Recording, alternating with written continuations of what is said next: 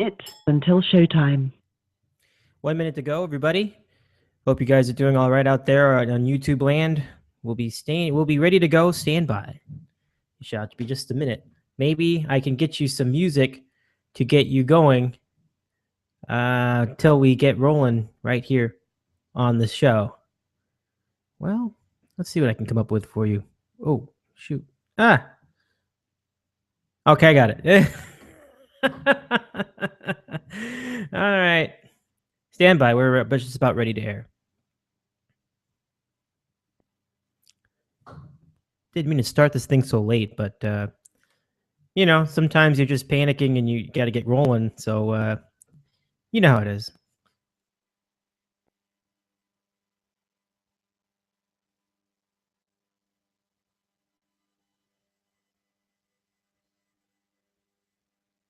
Your show will go live in 5 seconds. 4, 3, 2, 1.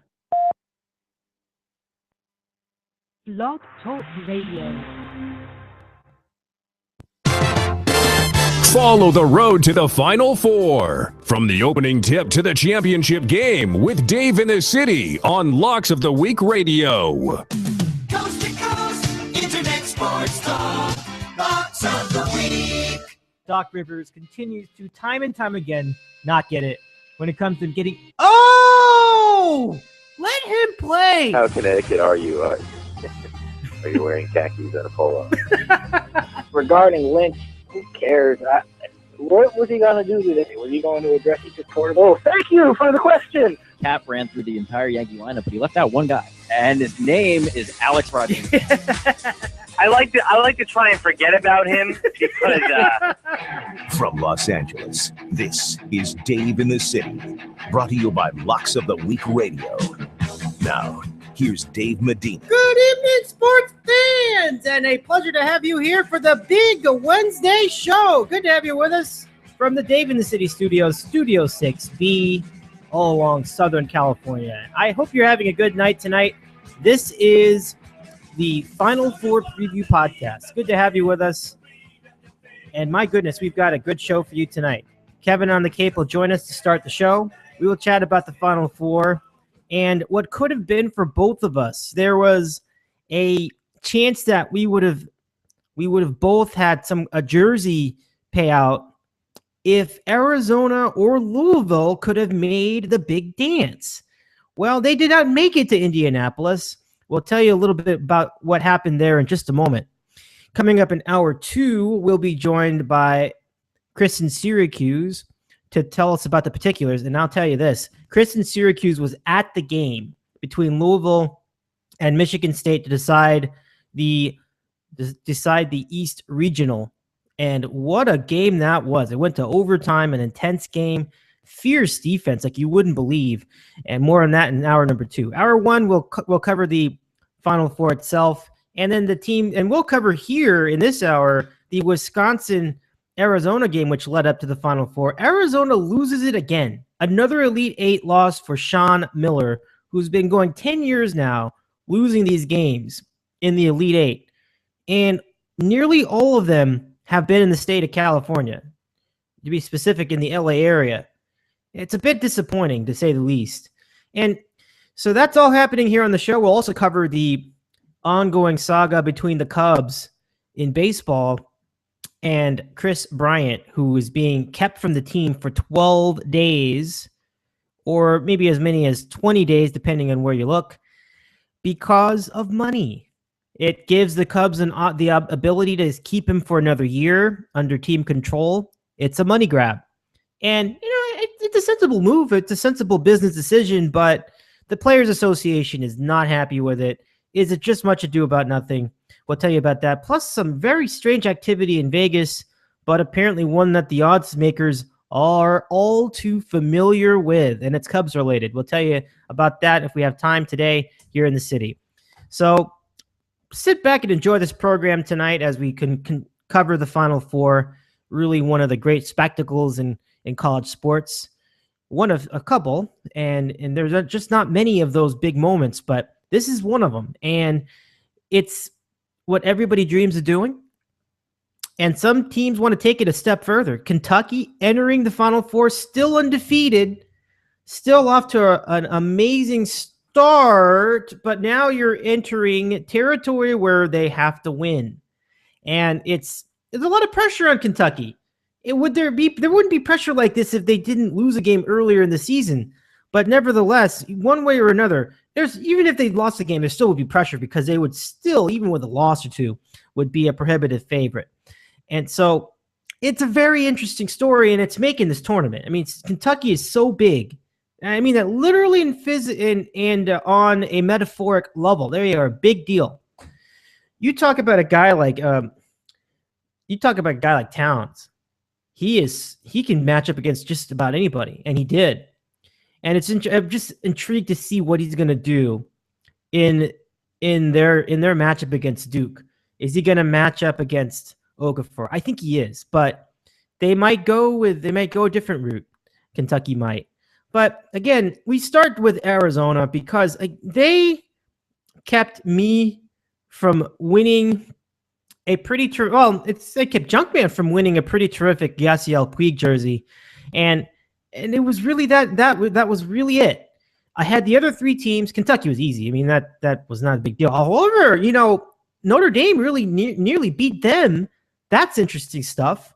And Michigan State in a nail biter against Louisville, that was probably going to be the toughest one to get. And Duke taking down Gonzaga, even though Junkman had no confidence in them. And I'm going to ask him about that in just a moment. So you got 3 of the 4. Junkie had, I believe, 2 of the 4 because he had Kentucky.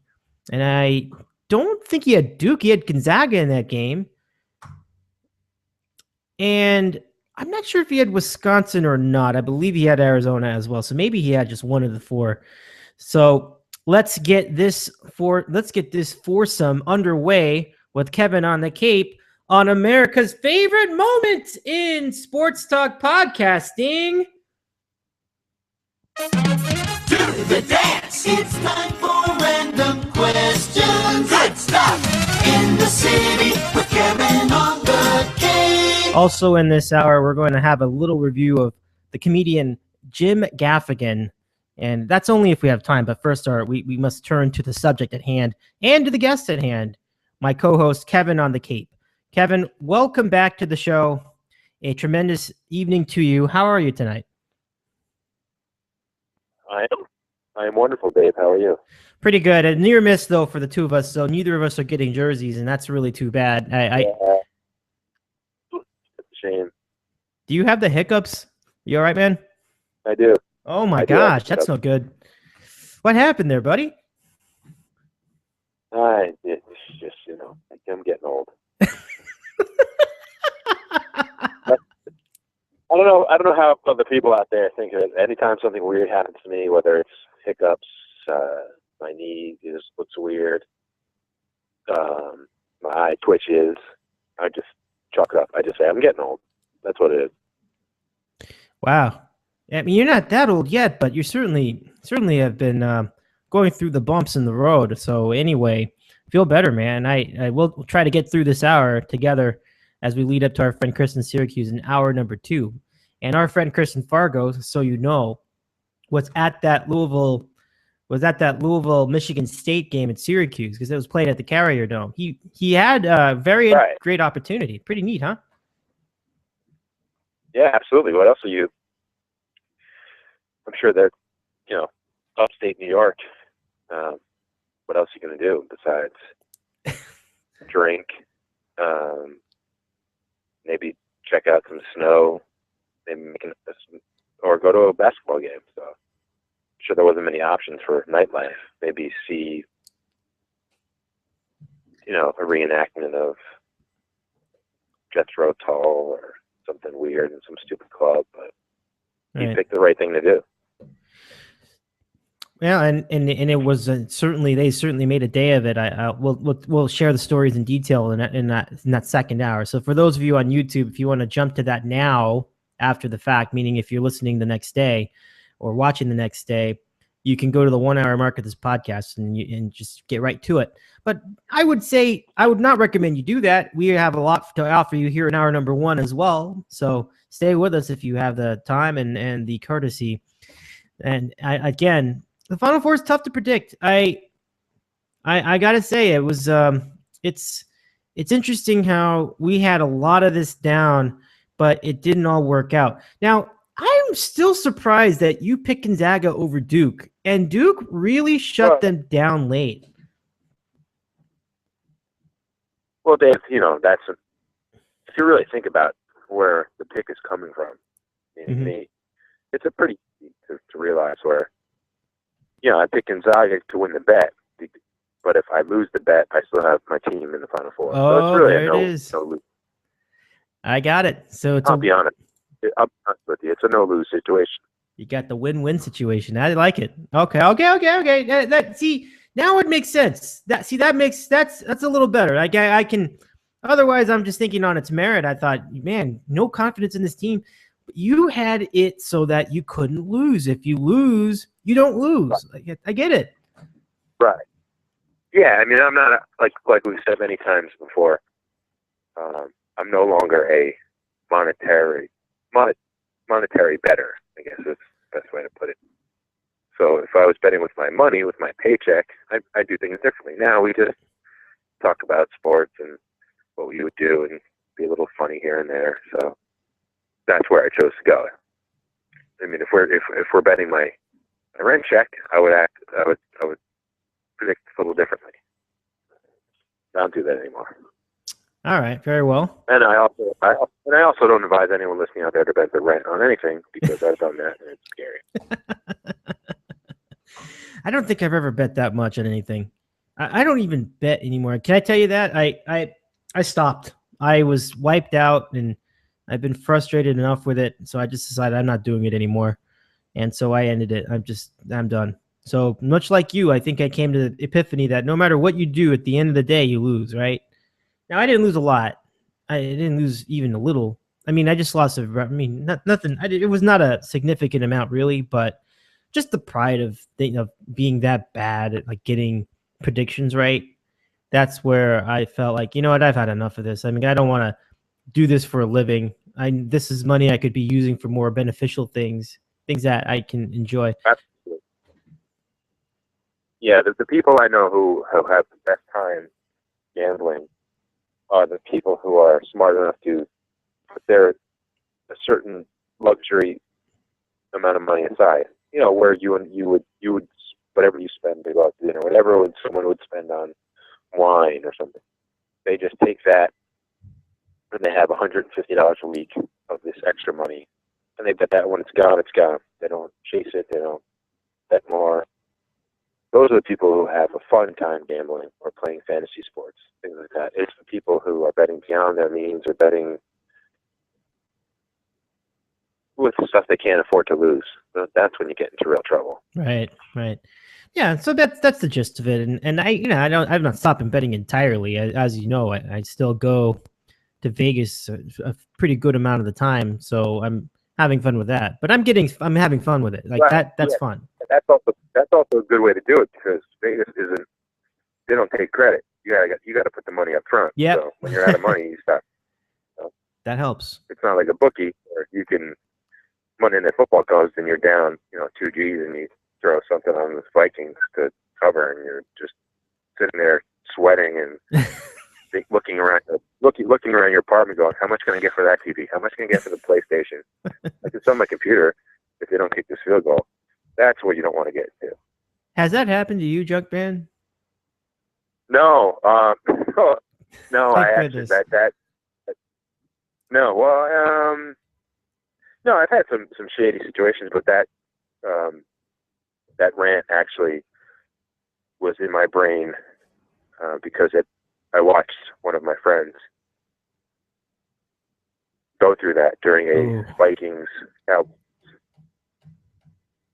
Monday Night Football game. I always remember from when I was really young, and so young that it was a Herschel Walker game. So this was a long time ago, and literally this guy looking at me going, how much will you pay me for my Sega? I'm like, and then, Herschel Walker ripped off a touchdown and he covered it and just like freaked out and bought everyone drinks and stuff. I was a kid, but yeah, no, that stuff happens. That stuff is real. People have real issues with that. So that's why the books will never go out of business, because they'll have guys like that who need to catch up. But Vegas is actually the it's not, I don't want to say Vegas is the responsible way to go, but it's a good way to go. You have to travel to get there. You can't just go up to the window and bet with that money. You've got to hand your money over. So you have to see it. You have to look at it. It keeps it in check. The most fun I've ever had gambling is in Vegas, and not just because the people there, it's exciting and watching games, is because the money, like when you're betting with a bookie, it's sort of like an abstract kind of thing. You're just betting points and you're betting numbers and you're betting things without, when the guy comes and knocks on your door, then it's real. 3 days later, when he's like, you owe me $500, that becomes real. But in Vegas, it's real right off the bat. And there's a guy standing next to you online who's betting the White Sox, and you're betting the Indians, and then people are laughing and it's fun. But it's real money. It's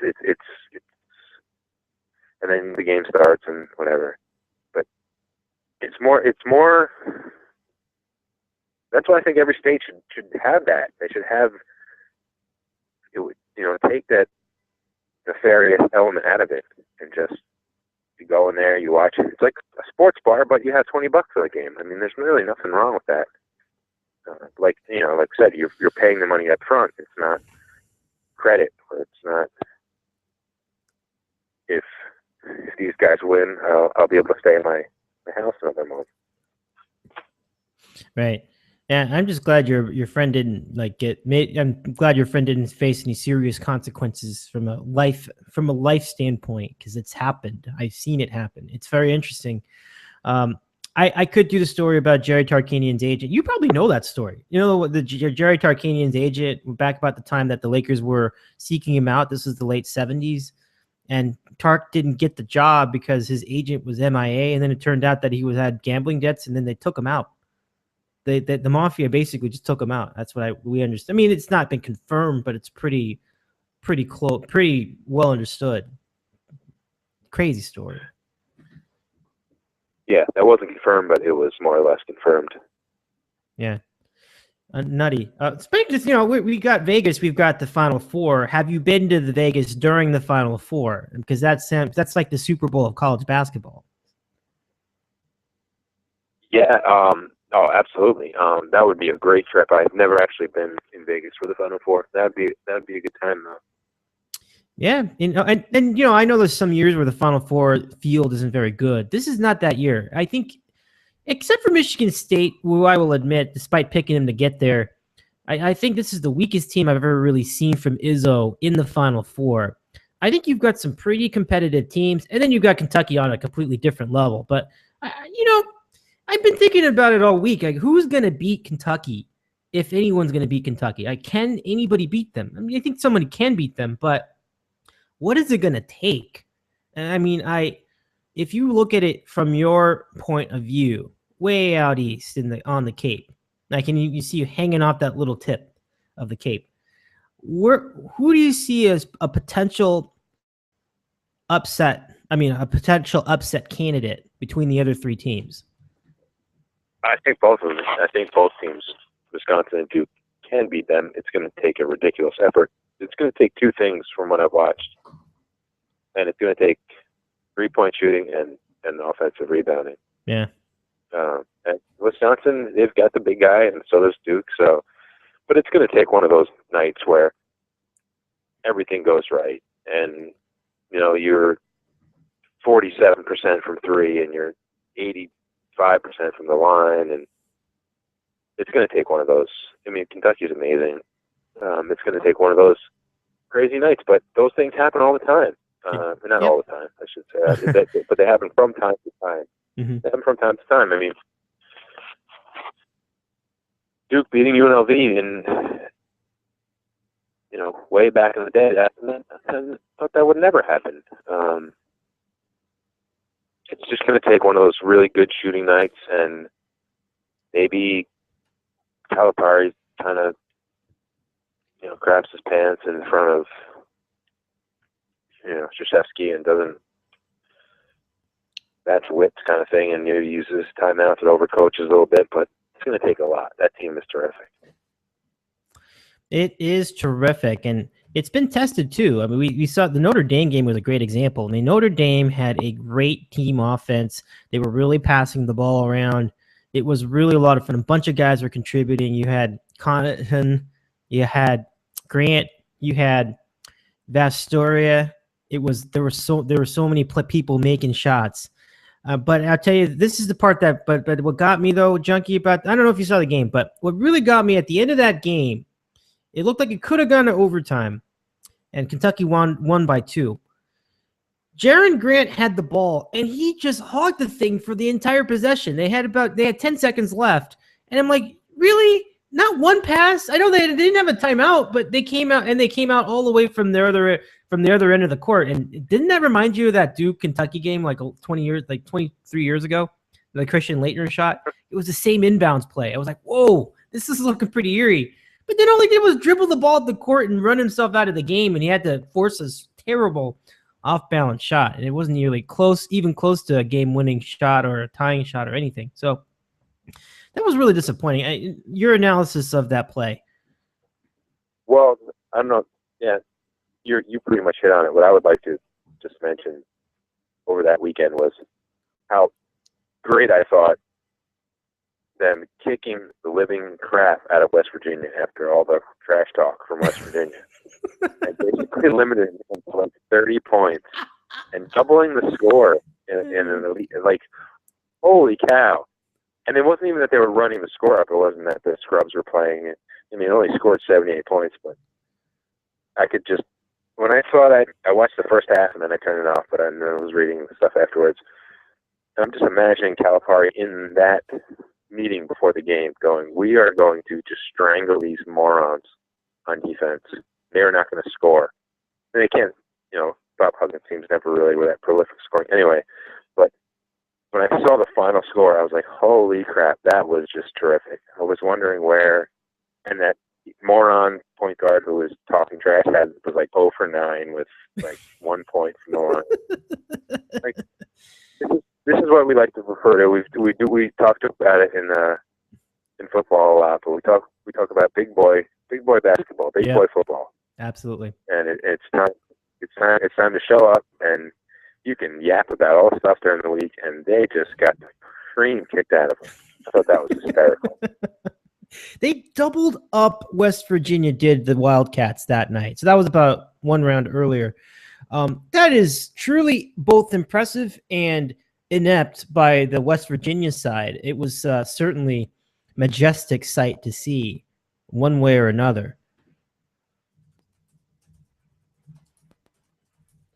Yeah, I was that game was way over. I don't even think, like, could you have even hung around and see the whole thing? I mean, 78-39, that's bad. That's the most lopsided tournament loss you'll see in the Sweet 16.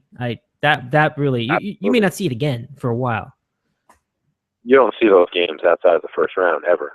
Yeah. Doubling up score. That's ridiculous. Yeah. And like you said earlier, it serves West Virginia right. I mean, you're going to mouth off like that, you're going to get what's coming to you. So karma is a mysterious thing, but, it always finds its way into your life. So, don't tinker with it. That's sort of my thing. Okay, so, that's pretty well appropriated. We'll get into more detail on the Final Four itself with Kris in hour 2, but we have other things to cover tonight on this program. Let's get an update from. So here's what I was thinking, Junkie, as we continue our program tonight. This is random questions, by the way. If you want to tweet a question to us, tweet your random question to @ditcow. @ditcow. So @DITCOW. So let me see if I can fit this on the screen. I can't. I was gonna try to fit the @ditcow on the YouTube screen. Didn't work out. But ask us any question you'd like, and we'll try to answer it through the course of this half hour. And we hope to hear from you guys tonight. Well, we don't have any questions yet, but we have other things to talk about. So I was thinking about getting sponsors for the show. I guess the way it's supposed to work is that you're supposed to get a bunch of people to listen to the show, and then you get the sponsors, not the other way around. Like, you don't get sponsors as a means to advertise the show and get people to listen. So we have some work to do. And speaking of work, how are things over at Max Seafood? Pretty good.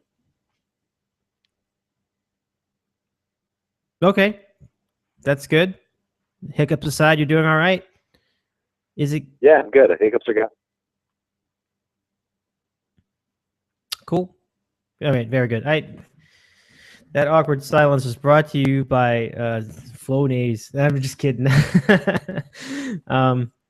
Yeah, it's nice. I mean, things are looking pretty good over here. I know that it's still pretty cold where you guys are, so I don't really have anything further to say about that. Let's bring in another topic to the fray, and that is the subject of Kris Bryant. First of all, I think it's been the subject of Kris Bryant's been spoken quite a lot already in the sports media. And the fact is, the Cubs sent him down, and he will get called up in probably about 12 to 18 days, and we'll have him up, and he'll be playing for the Cubs. I think there's a lot of, like you said to me yesterday in text, it was a whole lot of nothing going on. The players union doesn't like it because he's going to lose out on money because he doesn't get to be a free agent for one other season. What I didn't realize during all this is that he's already pretty old. I was surprised. I was thinking he's going to be 29 this year, and by the end of his term... I know. That's why it was weirding me out. I was like, is that for real? I don't think that's right. But they said that at the end of his deal, he was going to be 30. Well, let me look at it. Let me make sure. No, that doesn't make sense. You're right. This is not right. Whatever that was incorrect. He's 23. So, yeah, I was... He's got to be 2 or 23. Yeah, so that's why I was confused, too. I'm like, that doesn't make any sense. Like, what phenom is 29 when he gets called up to the majors? Like, that's probably wrong. I think I misinterpreted something. So, okay. So I guess we got that part out. We got that part figured out. Yeah, I mean, I think the obvious question with a guy this big a name now and the Cubs is he really this good? And many of these guys are, and many of them aren't. And I really have nothing to go by. He hit 9 home runs in spring training, which really means nothing. I mean, certainly that's good, but I don't know. I mean, do you think all this fussing is going to be worth it for the Cubs in the long run? No, this is one of these absolute no-brainer moves of all time. It's 2 weeks, which amounts to anywhere between 9 and 13 games, depending on their schedule, for an entire year of control for this player. You have to. What people don't realize too, Dave, and what Theo Epstein and Billy Beane and these really good executives, they want to succeed, in a year, but they're thinking 5-10 years down the road. So it's like I said from the beginning when I was reading about this, it's a complete no-brainer. You knew he wasn't going to start. Bryce Harper didn't start. Like I told you, Evan Longoria, you think the Rays fans were pumped about watching Willie Ibar play for 2 weeks back in 7 years ago? Oh, but they knew that this guy was coming, and all these guys. It's so rare. It's so rare that a rookie starts with the big club on April 1st.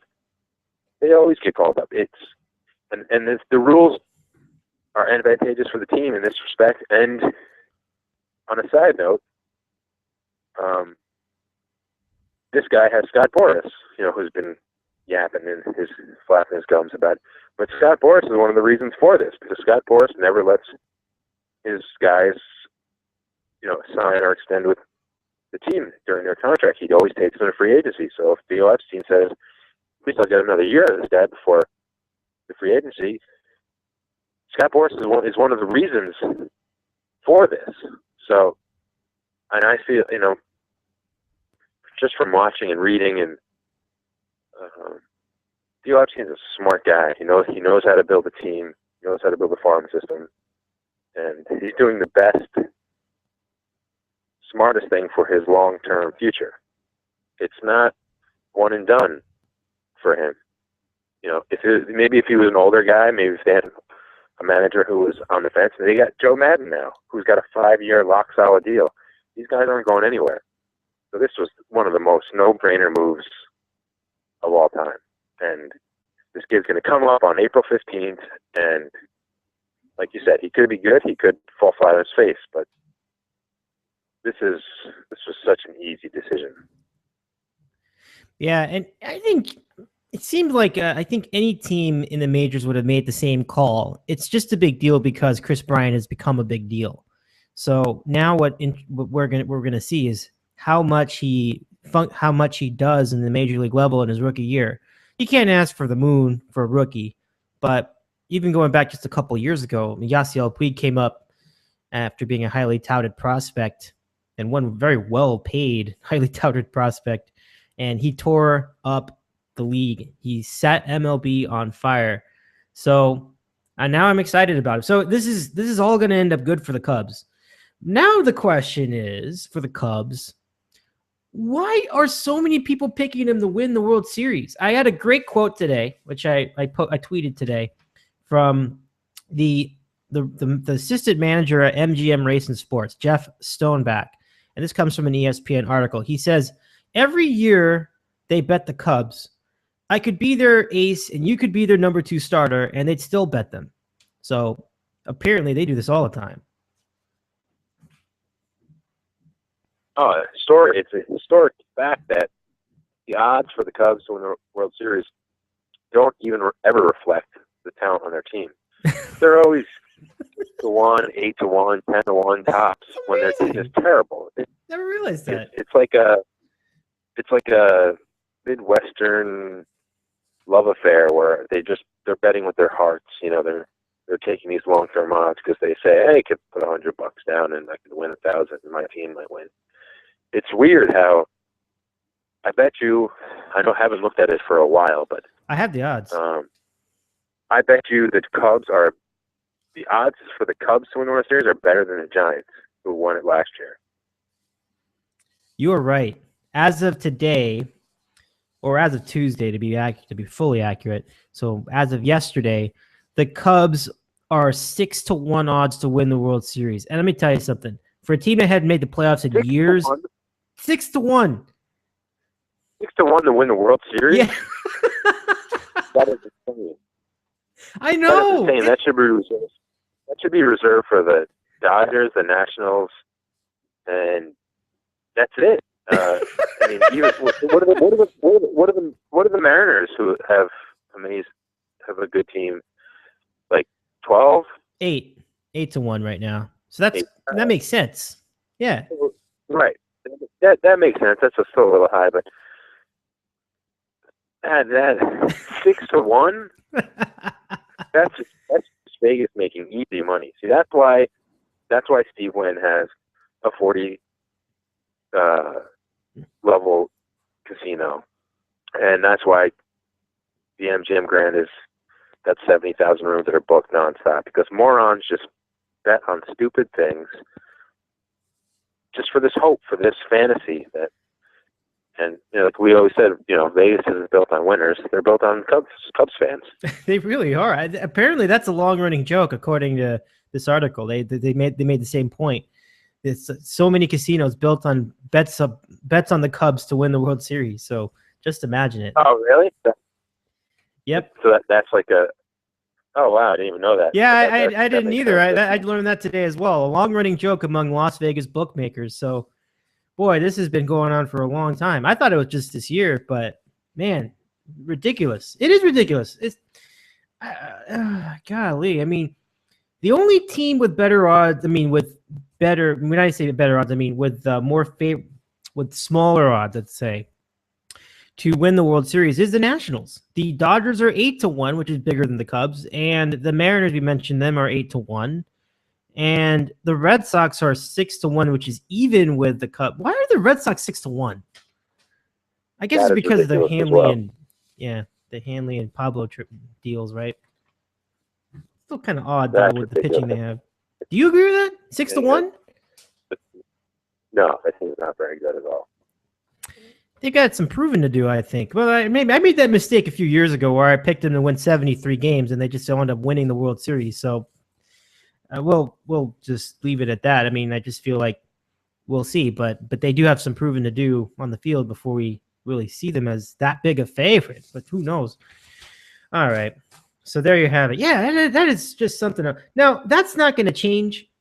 The Cubs odds, I'm sure, are going to go up and down as the season starts and as the season goes along, but it just keeps going up, or it keeps going down. I guess I don't know how you want to put it, but it was 30-1 when the line opens. This is months ago. I was in Vegas recently, last month. Actually, in January they were 10-1. Now they're 6-1. That's just nuts. I don't know. Is there any other team that gets that kind of love like that? Maybe Ohio State or the Big Ten teams. I don't know. That's lunacy. Yeah, no, I'm sure it's college football. If you look at Notre Dame, their odds are probably there. You go. It's a good one of their team. Yeah, just of their national fan base. I'm sure Duke actually is probably the odds for them to win in the beginning of the year are not reflective of their team, just because of the overall people who follow them. But yeah, Notre Dame football is probably like that. But Notre Dame football every once in a while has a good year, and they're not in the conference. So if they have, you're going to get the BCS if they have a good year. The Cubs are just awful. They're inept, and even by their own admission, by the moves that they're making, are not a win now team. They're looking for 2 or 3 years from now. Yeah, I mean, they have probably, just from what I read, I'm not an expert, but they've got in the top 5 farm systems in baseball. So, but that doesn't mean squat for this year. That means that's a positive for the next 2 or 3 years, whether they make trades, things like that. The Oakland A's, who have got a little to probably half the payroll, I would bet the Oakland A's win more games than the Chicago Cubs, just because I believe in that system, that general manager, and they always seem to be there. They've proven it. The Cubs have proven nothing, absolutely nothing, absolutely nothing. Except for they have a really cool park to see a game, and that's about it. They tearing out the bleachers in the Wrigley Field. I'm sure you're aware. I imagine you remember that, and they're not even ready. It's not going to be ready until anywhere from maybe May or June, sometime basically in the middle, basically as in the early summer, they're going to get that thing completed. So they're trying to upgrade that place finally, but I have mixed emotion about that. I mean, it's old. It's not like you're basically going to have to rebuild the thing completely if you're going to really renovate it fully. And I have mixed emotions about that. I'm like, well, it is old, but that's part of what makes it so iconic. It's just old. It's just a piece of dirt at this point. Well, maybe not a piece of dirt, but you know what I mean? It's aging, and it's like there's only so much you could do. So I'm curious about how that's going to look at the end. It probably looks similar, but it's not going to be the same. I mean, those grandstands were never that big, so they're trying to basically make that thing like a serious size now. So Wrigley's going to have a different look in 2015. Yeah, by the way the renovations are going, it's probably going to be more like 2017.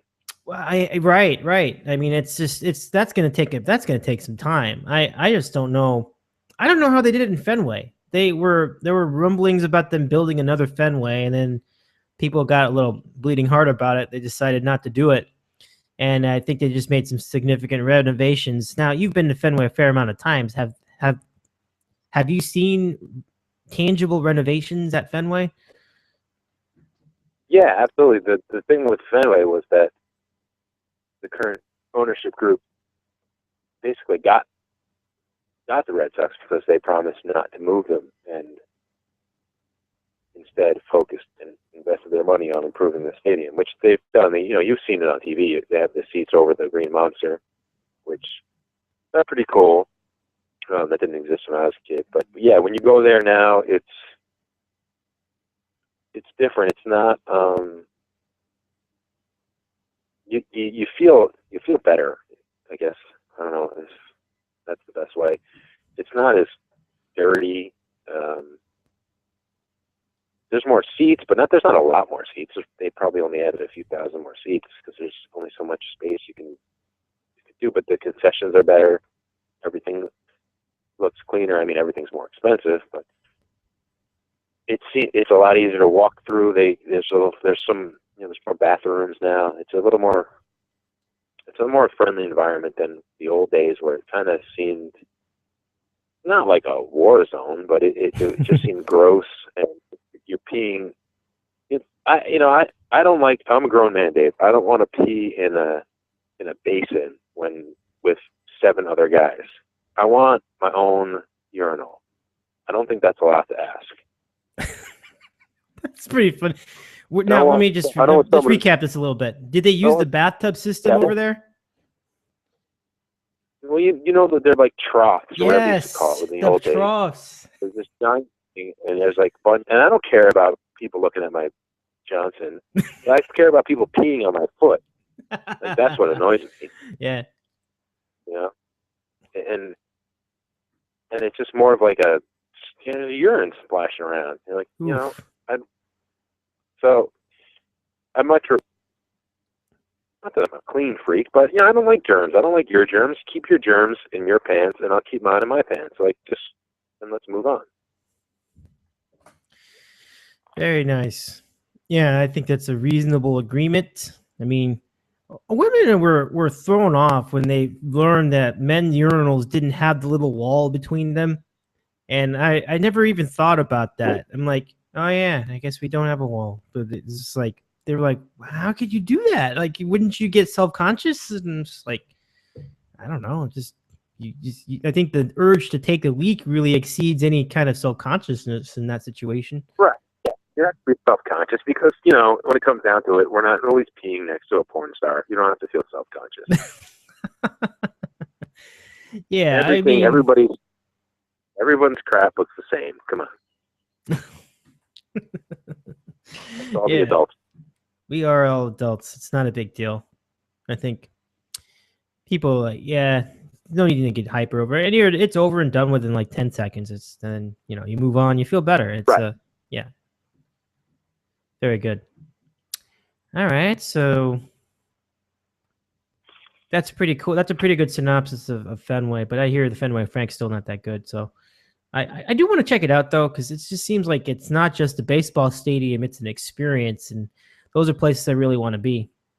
We'll check it out. Right, and the surrounding area is really cool. They cut off the area to cars, and the food is average. But you would like it because it's history. There's a lot of baseball history in that building, so you would get a kick out of it, I think. Well, I have my reservations about seeing Boston, but it certainly would be cool to check it out. It's a really historic place, and it is a good city. And I think the people there really take pride in Boston where they live. I think people of Boston really are real people. I think you can say, you give them that. The masshole thing is kind of annoying. No, it's not kind of. It's annoying, period. But with that, it's real. And I think that I can respect that completely. I think it's pretty cool. So Fenway's cool. I mean, you've been there a few times. I mean, it can't be too bad. You've said very good things about it. I think I'd like to take a look. Now, what I've been told is that Fenway's a small place. Like, even if you sat in the upper deck, it would still be like a loge level seat anywhere else.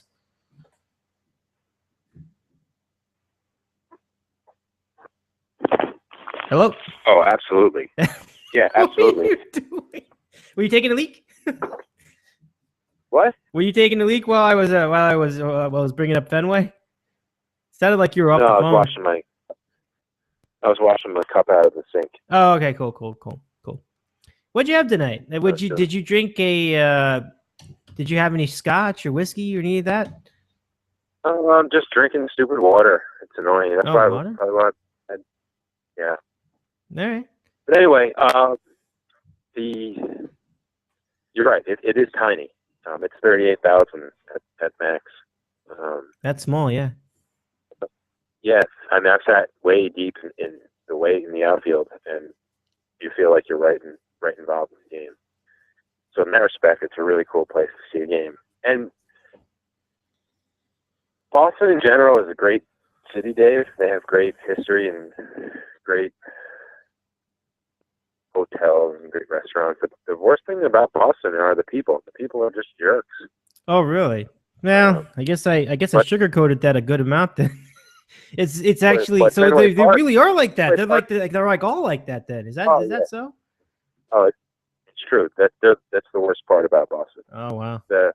But a good part about Fenway is it's become sort of not a tourist attraction, but there's a lot of out-of-town people there. There are a lot of people who go there on vacation and throw in a Red Sox game as part of their vacation. So it's not as rough and aggressive as it used to be. And I'm sure it's kind of like the Yankee Stadium now, where it's not like the old stadium where you wear the opposing team's jersey and you get the shit kicked out of you. Fenway's not like that anymore. You can go in there with Felix Hernandez jersey when they're playing the Mariners, and no one's really going to mess with you. They're just it's a lot calmer, a lot more younger people, a lot more families than there used to be.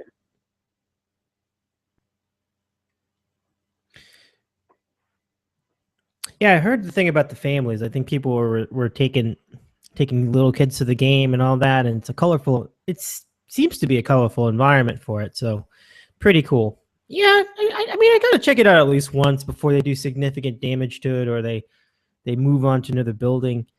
I'll check it out. And so, look, I mean, there are assholes everywhere. I'm not gonna let that get me down. That's not gonna keep me from going to Fenway. No way. So that'll be a good time. Yeah. You guys have giant Dodger brawls every year. It's probably worse if you can believe that. Yeah. So I think, like you said, I've probably seen the worst of that kind of violence, fan violence already. So how can it really exceed that? It's pretty much. I haven't seen that in 15 years out here in the Northeast, which is weird. Wow. But I haven't seen that since I was a kid. Oh, wow. Because yeah, you're right. That's funny. Now, I think it's died down a little bit, but it's always sneaking up on you that there could be something serious, because it's either the guys really hate the other guys or they just the cities hate each other or whatever. But there's definitely a lot of venom when you see those games, and so yeah, it's just something you always think about when It always amazes me too. I'm like, wow, can you be that angry at a baseball game? It's not the baseball game. Playing. Yeah, you're right. I think there are other overarching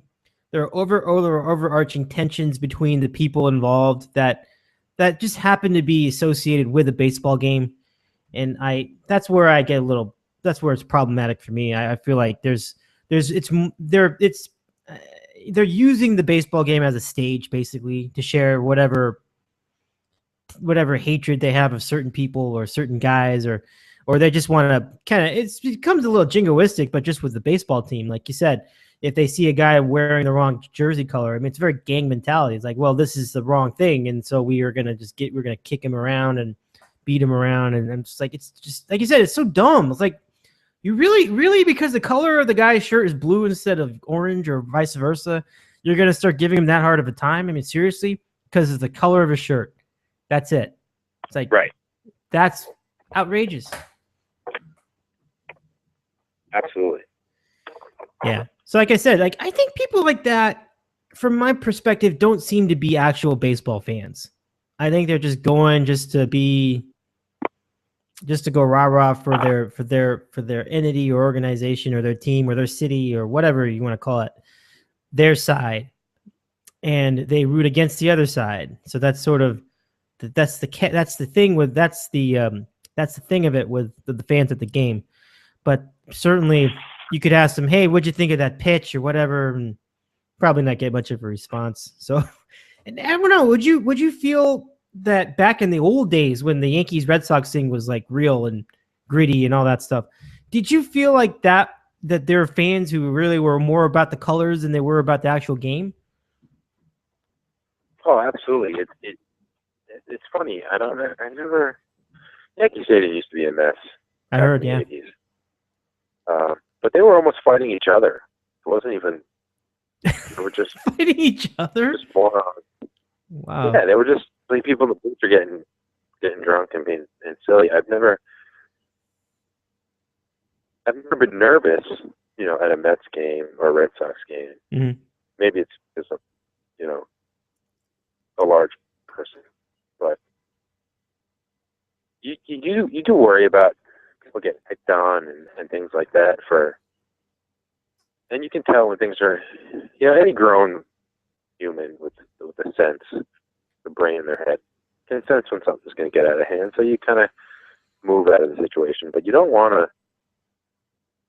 to see that. It's so ridiculous how I don't want to go to a Patriots game.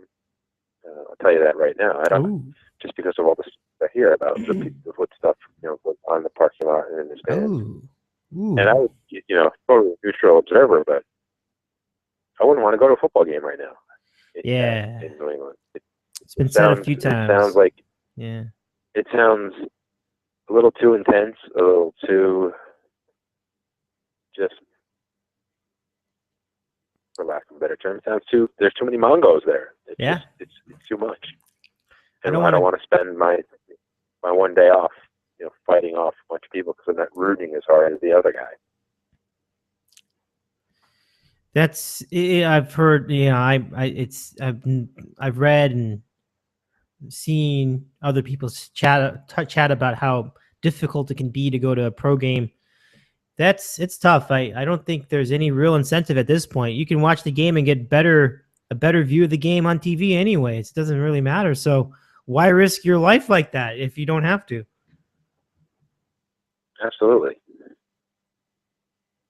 Yeah, it's just too many shenanigans in the stands with the NFL. I think if you were to evaluate the four pro sports, is it safe to say that the NFL is the most dangerous and violent experience as a fan? I don't think it's even a question. Absolutely. Wow. And part of it is because it's a once a week thing. The tailgating is out of control. Mm-hmm.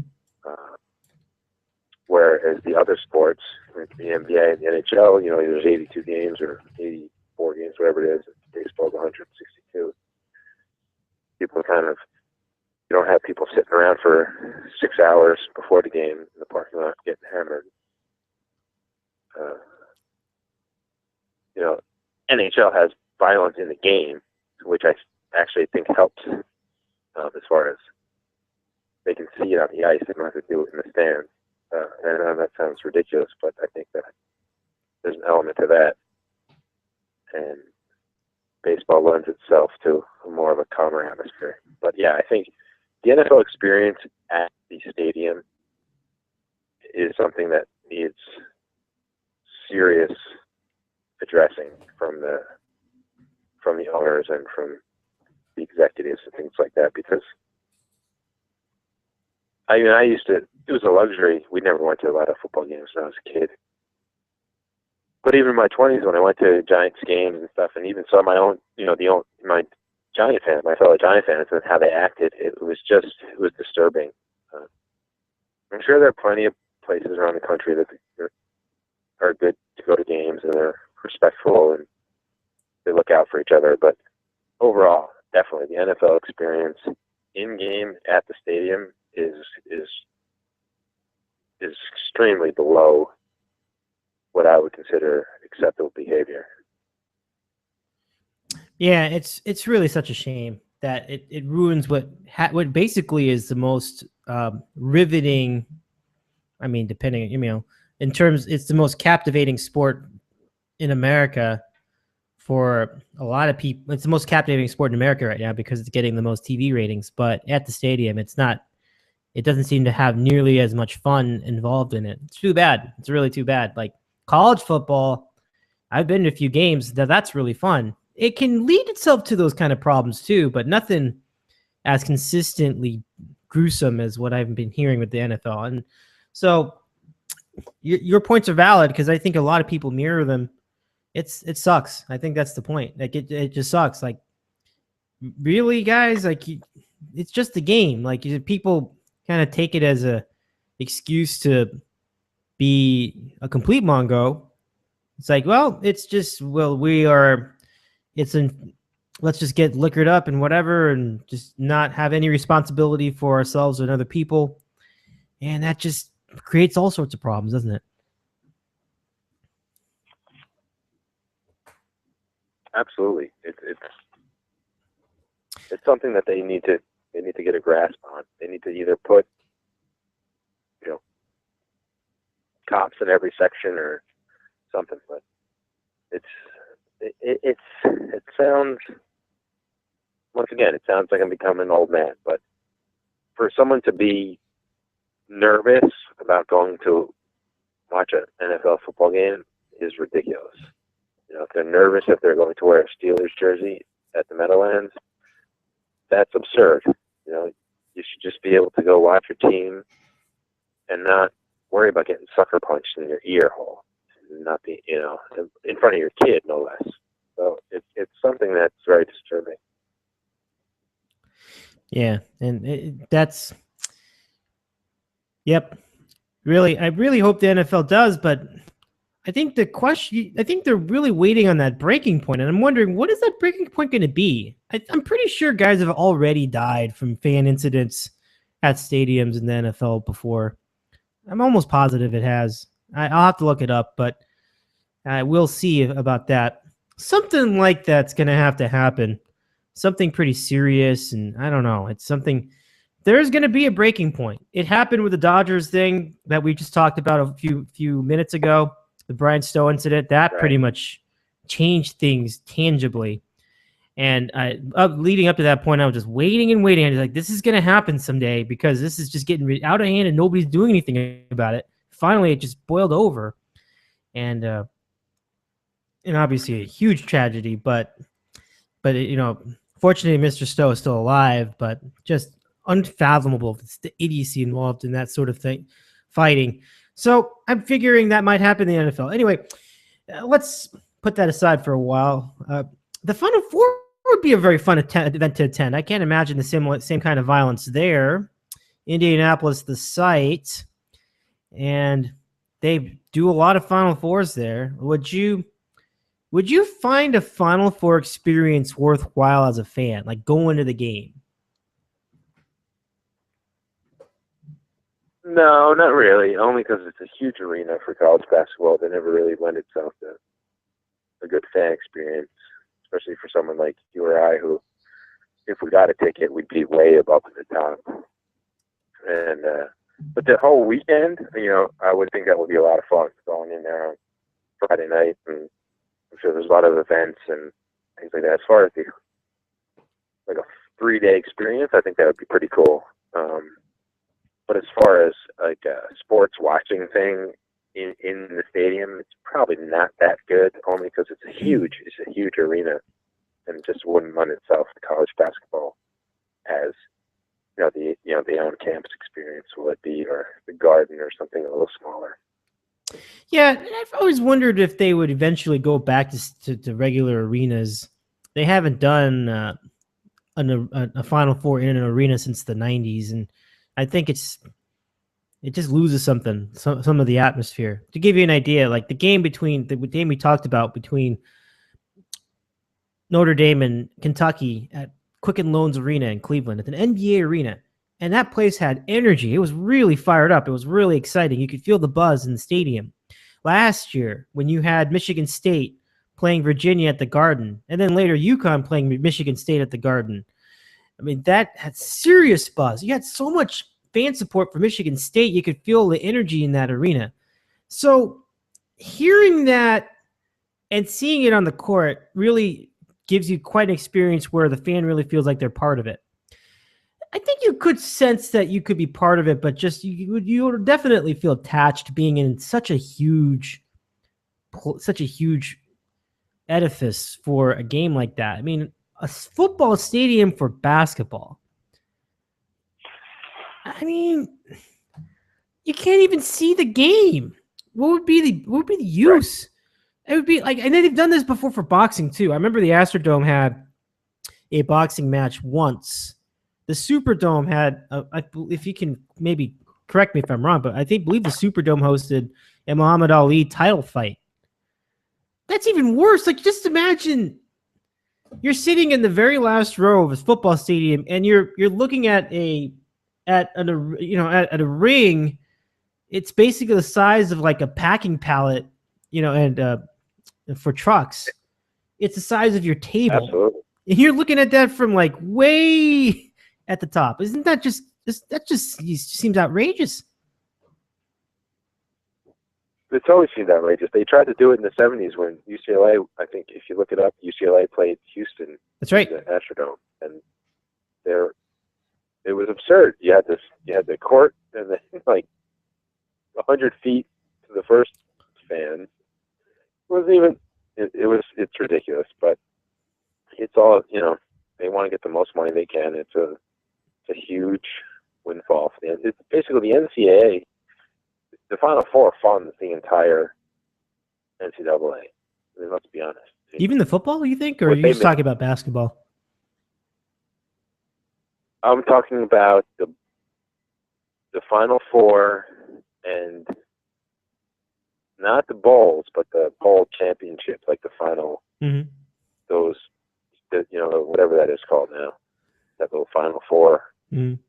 The playoff, the college football playoff. The college football playoff. Those two events, those games, is the last 2 in college football, and the actual March Madness. That funds the entire budget for the NCAA, so they're going to get the most they can get. Yeah, I mean, I'm not going to say stop doing it, but I'm just saying it's too bad that the people get hosed by it. But like they said, like people are still gonna buy the tickets.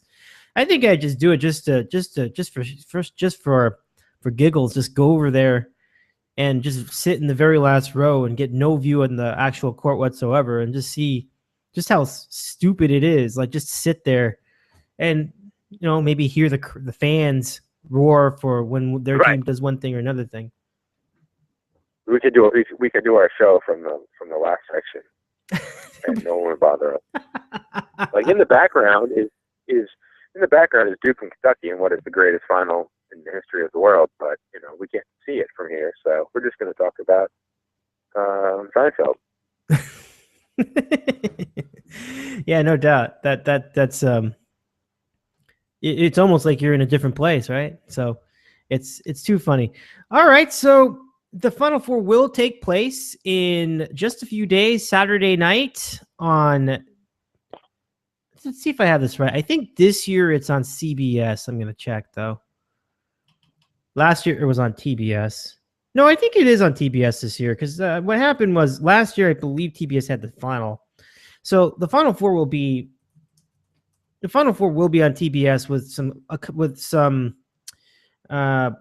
some accompanying broadcasts for Teamcast. So the other Turner networks will do telecasts that are specific to the team. Remember this last year? They had the Teamcasts. They had the Kentucky broadcasters do a game on a separate channel, and the Wisconsin guys do a game on a separate channel. Well, they got the rematch this year. They'll do it again. So it'll be a fun experience, and hopefully the fans will pick up on it this time. They didn't last year. They thought that they're watching the regular feed, and they're like, how come these guys are so biased for Kentucky? And it turns out that that was intentional by TBS to set that up. So I thought that was pretty funny. That was was pretty good. Did you watch any of those, or well, I guess this is not a fair question to ask you, but you'll be plugged in. So do you think just point blank, do you think Kentucky wins the tournament this year? Absolutely. You've been high on them, and I think they've got a great team. Certainly, they have shown vulnerability, but I think they can do it. So I think they can. I don't think they will, but I would be very little surprised if they did. So I'll say no, you'll say yes. We'll see who ends up on top in the end of it. And for now, I say good night. Junkie, thank you very much for your time, and hope that good things come for you in the weekend. Thanks so much. We'll do it again next week. You got it, brother. Talk to you next week. All right, man. That's Kevin on the Cape here in the city. Now we switch gears and return to our Final Four coverage. Let's go back and introduce our next guest, Kris in Syracuse, for our second hour. Kris, welcome to the show. Here it is, the creme de la creme of college basketball, the Final Four. How's it going tonight? Oh, it's good. Thanks for having me back. I don't think I should ever be back on a show talking about college basketball after the last time. Well, everybody could say that, though. The predictions went awry for a lot of people this year, as we had feared that they could. I mean, certainly Iowa State didn't even get its first foot up off the ground. Losers. No guts, no moxie. Oh my gosh. Yeah, that was tough.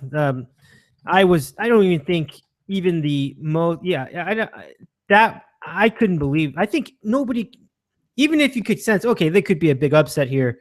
I think pretty much everybody was surprised that Iowa State would lose that early. I think that's where it got really mind blowing in a way. I can't disagree. I know a lot of people who had them going a long way, and including myself. So, right. But I mean, even the rest of it. I mean, I picking Virginia over Michigan State in retrospect is one of the dumbest things I've ever done at a tournament pool. Why would you ever pick against Michigan State? I wish I had known the stat, because I didn't know the stat off the top of my head that Tom Izzo is a career 13-1 in round of 32 games. Which is fucking incredible. Mm-hmm. It's an incredible stat. But I mean, you can't pick against that.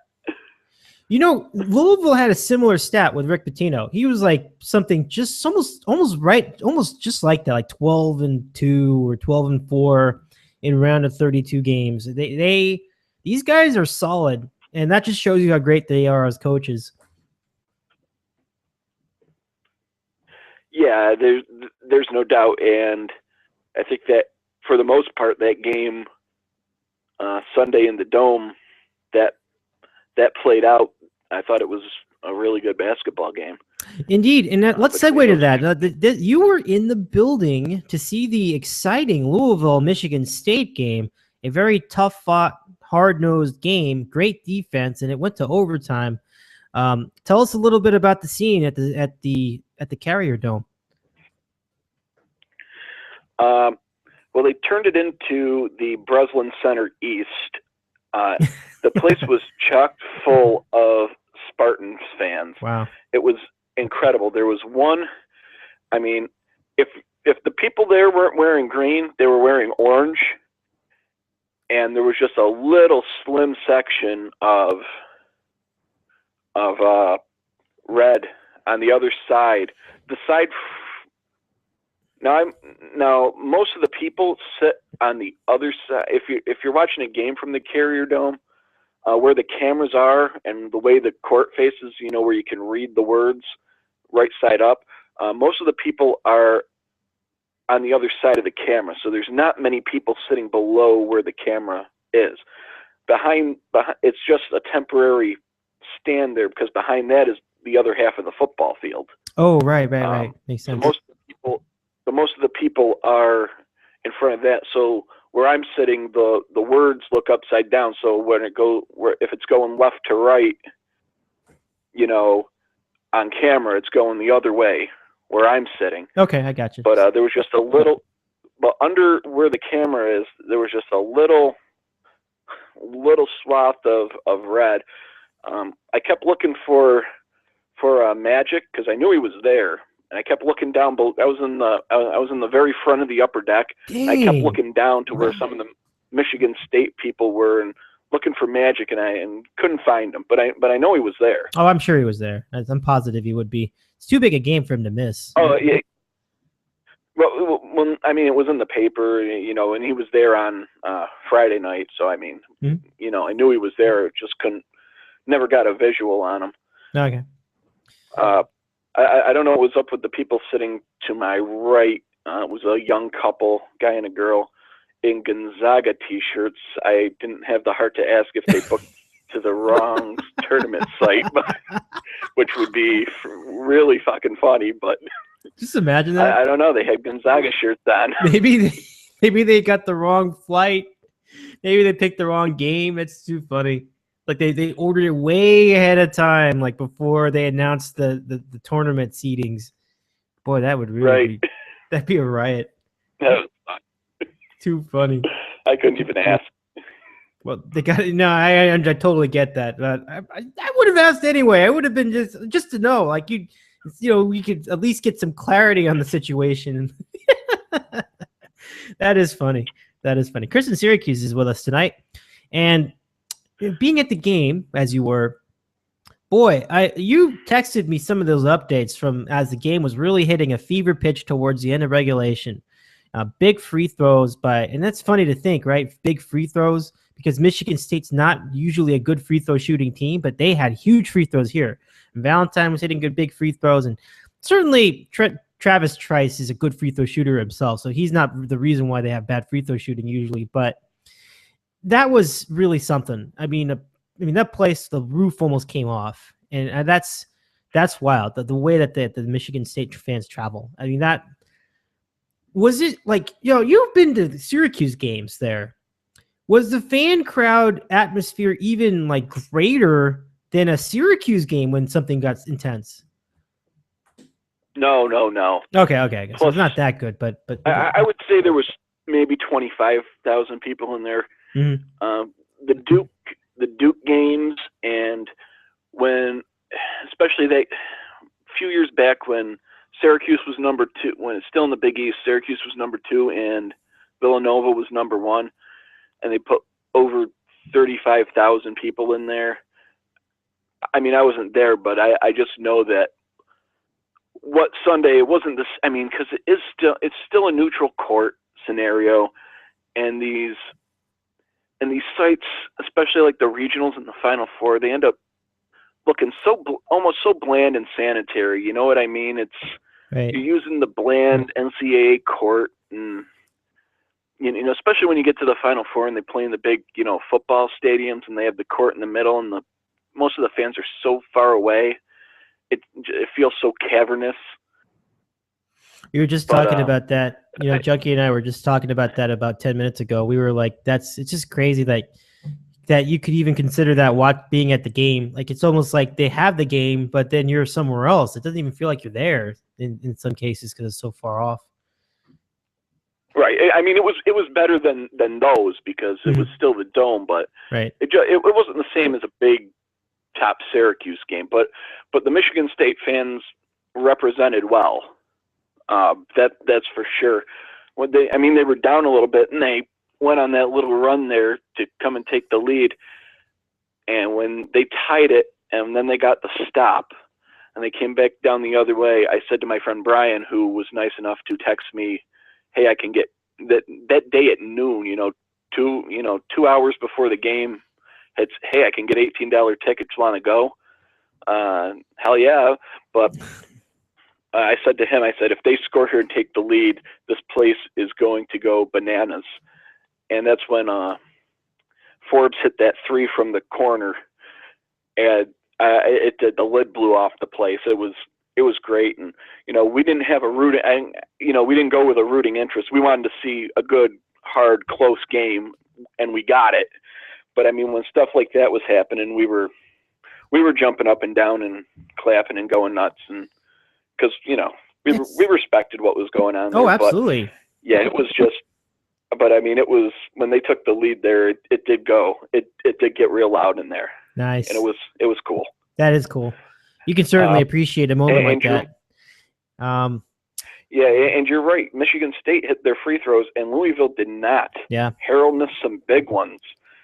Some of the few Louisville fans that were there were a little ruffled by the officiating at one point, but I think it was just them. I think it was just them being them. You know what I mean? Being fans, because I didn't see anything wrong with it. They were calling fouls against your guys at the other end because they were hitting people. Right. You know what I mean? So it seemed like it's not like they were phantom. Yeah. Good stuff. Yeah, I mean, you can never say. And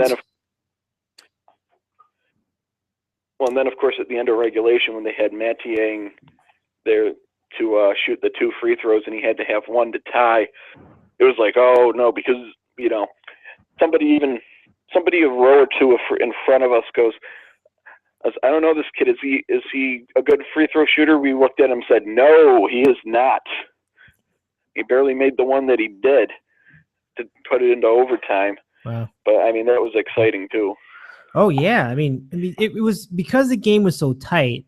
It was every little moment mattered. Like even every free throw was like a huge moment. And so then the game goes into OT, and the defensive sequence that Michigan State used to close out the game, it's just simply phenomenal. I saw a sequence of their defensive set.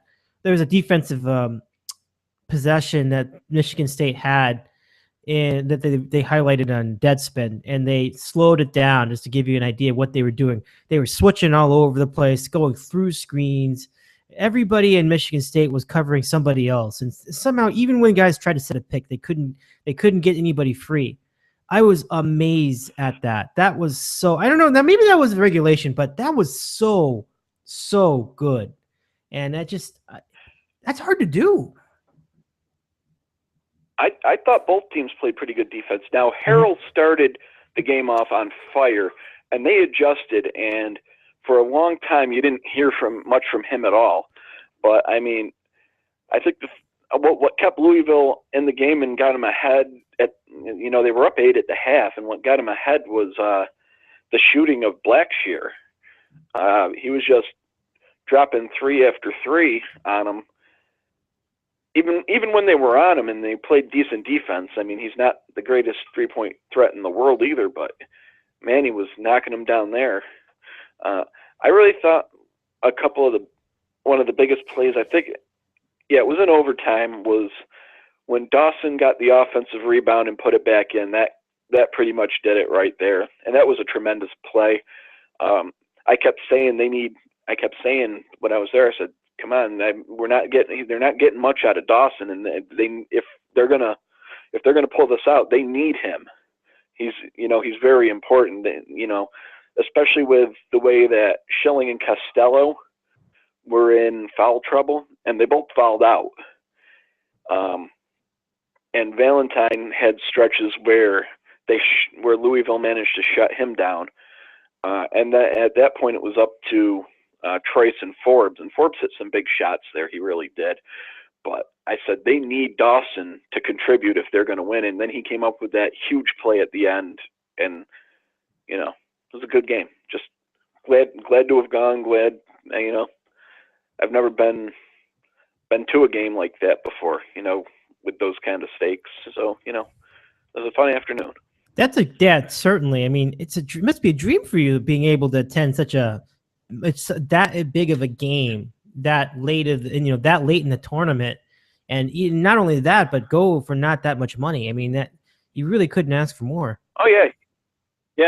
I mean, I'm figuring that these were secondary market tickets. These were StubHub tickets that my buddy picked up for $18.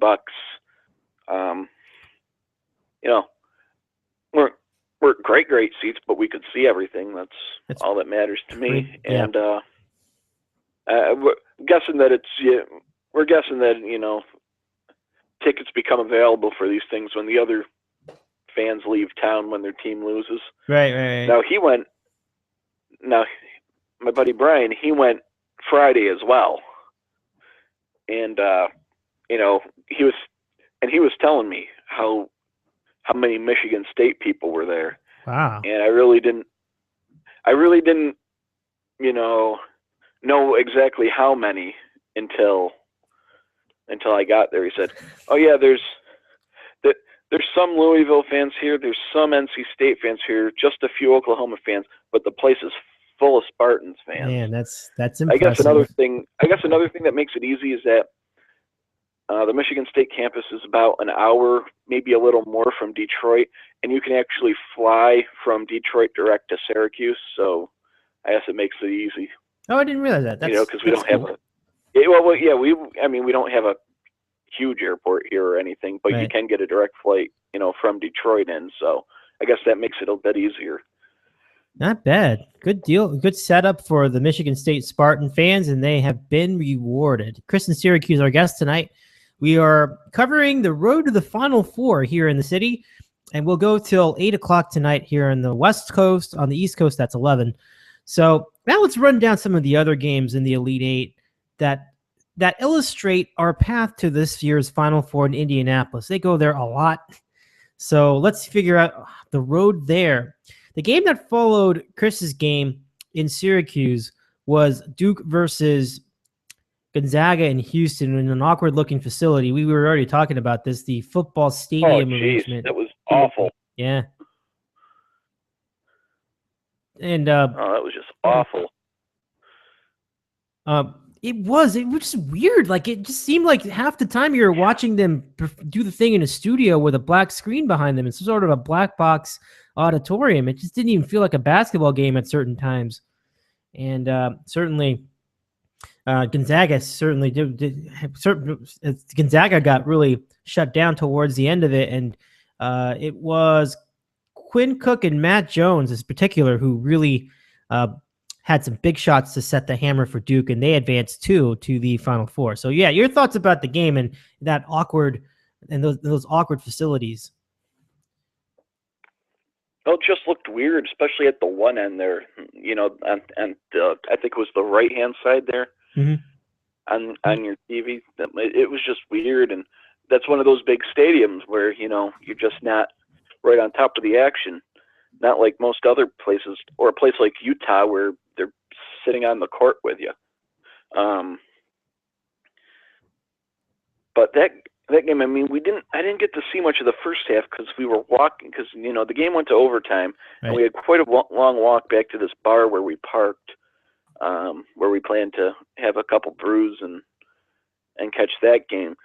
So, but what it was fairly close throughout the first half, what I saw of it, the latter part of the first half. I'm guessing, and I don't know for sure, that Karnowski got into really quick foul trouble because I never saw him in the first half. I saw Sabonis was out there, and he ended up picking up his third at the very end of the first half, but never saw Karnowski, so we figured he picked up two really quick, which, of course, is going to really hurt their chances. And they came out and they gave it a go in the second half. They got up by 4 or 5 there, and then you're right, they just got shut down. And some of that was at the line, too, because I think both teams had some pretty long field goal droughts where their only scoring was from the free throw line. But, Duke in the end was the better team, and they won. It was a good effort by Gonzaga, I thought. I didn't think it was anything. I didn't think they embarrassed themselves or anything. Just a little too much. And for a little while there, it looked fairly good. It was tight up until those last 6 minutes. It really was. It was almost an even game, and then just gave way for the Bulldogs. So, yeah, I think I concur with you on that. What can you really do? Sometimes the big players just step up huge, and we'll get to the Wisconsin game momentarily and get to that because that was another case of big players stepping up huge. Are you going to say? If you're mentioning big players, it's almost silly to say, but you brought up Quinn Cook. I think Quinn Cook's underrated. Interesting. Which is almost it almost seems like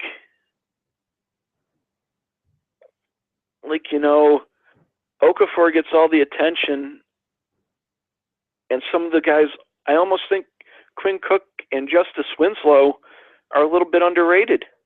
And Matt Jones is a role player, and he came up huge. Now, I think Winslow has to be a little bit more aggressive at times, but I mean, Quinn Cook can shoot, he can pass, he can drive the lane. And I don't think he really even gets as much attention as maybe he should with the other people on the team there.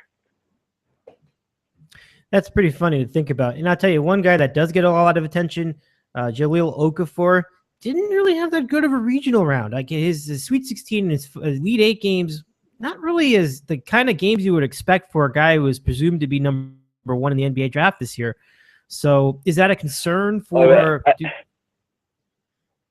for his future or for Duke? Well, or for both? Duke, but we can certainly address both. Yeah.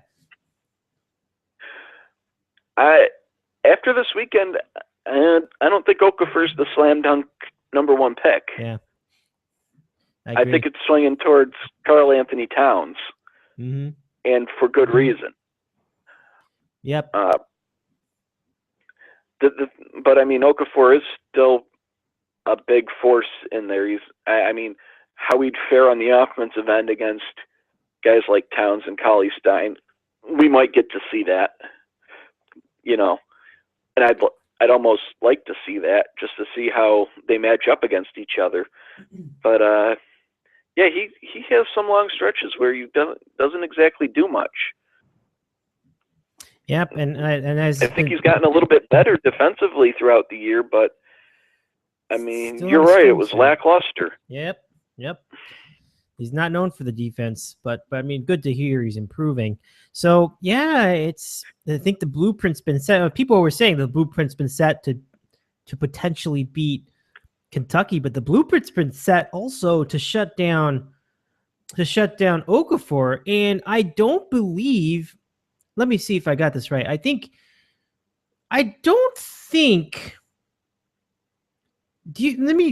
wasn't watching the whole game myself because I came back from a swim meet to catch this when I fell asleep during the middle of it, to be honest. And see, I'm being fully honest here, but I did see a good portion of the Gonzaga Duke game. But I don't remember if there were any consistent double teams on Okafor. Do you recall offhand whether that was a strategy by Gonzaga's defense? Yeah, see, a bar isn't the greatest place to really analyze a game either. They might have been helping a little bit. Yeah. But I mean, I think they might have been helping a little bit. Mm-hmm. I mean, I think just physically, Karnowski could probably body him up and handle him. But again, Karnowski was in foul trouble. Sabonis is actually a very good big man, but he's kind of on the thin side, That's right. Yeah. He's kind of got more of a almost not quite as skinny, but almost more of a Andrew Wiggins look to his body. Mm. But of course he got in foul trouble too. That seemed to be what the issue was, is that the Gonzaga bigs got into foul trouble. I know I saw Karnowski score a couple nice buckets where he just kind of bullied his way in and used his backside and turned and scored. I think if they could have done that consistently, they would have had a better shot. Right.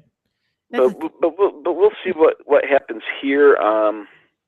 I'd actually give Duke the edge over Michigan State. I mean, it was a good game and they're a good team, but I don't think they're that good. In fact, I didn't think whoever was winning that game that I was at was going to beat Duke, just from what I saw. You know what I mean? I just didn't. I know exactly what you're talking about. It didn't feel like. Yeah. The thing is this. With this upcoming Final Four matchup, whether it was Louisville or Michigan State, I think whoever won that game was going to be easily the weakest of the four teams in the Final Four. So now they're playing Duke. I mean, it's not going to be easy. I just think it's going to take a lot. They're undersized, and they really don't have a consistent offense. I mean, I think they've gone on stretches, both, especially Louisville, but Michigan State was no different. They've gone on stretches where they just couldn't get a bucket, like a field goal. So it's doing that against Duke. I mean, that could be very big issue for them. And again, like I mentioned, there's nobody on the team bigger than 6'9". So it's just going to be tough.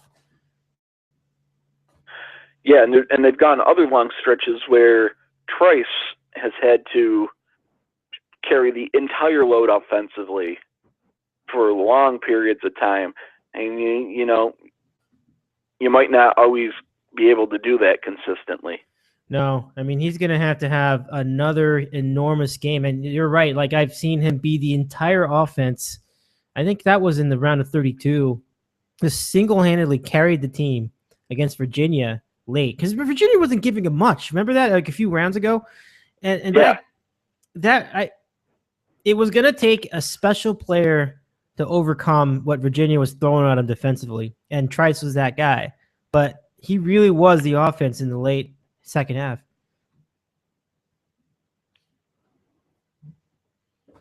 Absolutely. I would agree that even if Gonzaga had won, Louisville or Michigan State would have been, the weaker of the teams. Yep. And you got to give him. Oh, go ahead. Yeah. Well, I was just going to say, I don't think any of the four teams on that side were as good as the two teams going on the other side. Oh, yeah. No, I it's tough to come around on Wisconsin like that, but I'm going to do it. So let's go to the other side of the bracket now for the Final Four with Kris and Syracuse. My name is Dave Medina, and we hope you're enjoying it tonight. I should have you know, Kris, I don't know if I mentioned this, our NCAA tournament preview show that we did with John in Connecticut has over 100 hits thus far in like a week or 2 weeks. It's pretty good. Yeah, not bad. They can all, 100 people hear me make a fool out of myself, laugh at me. That's fine. That's fine. I'm game for it. I made the picks. I got to take the heat now. Certainly, but like you make the bracket, you have to stand by it. Absolutely. And then in one of the commercials, there's like 700 commercials. I think that might have been in one of the commercials. Yep. Or no, I think that's what they were saying about President Obama.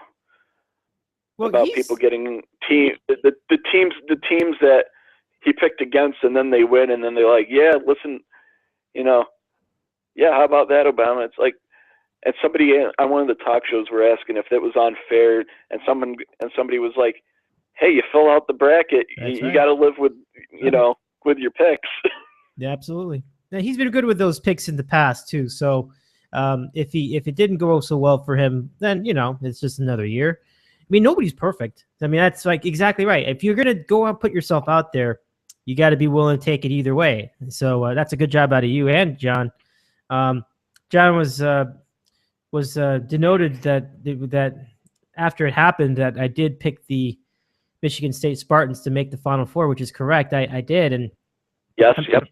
Very proud of that moment because I figured, this time I'm going to go with it. A lot previous years I've counted them out. I'm like, no, not this year. Even though they've got the weakest team, basically, in the 10 years I've been seeing the Michigan State Spartans make the Final Four with Izzo. But nevertheless, they got it done, and I got to give him Izzo.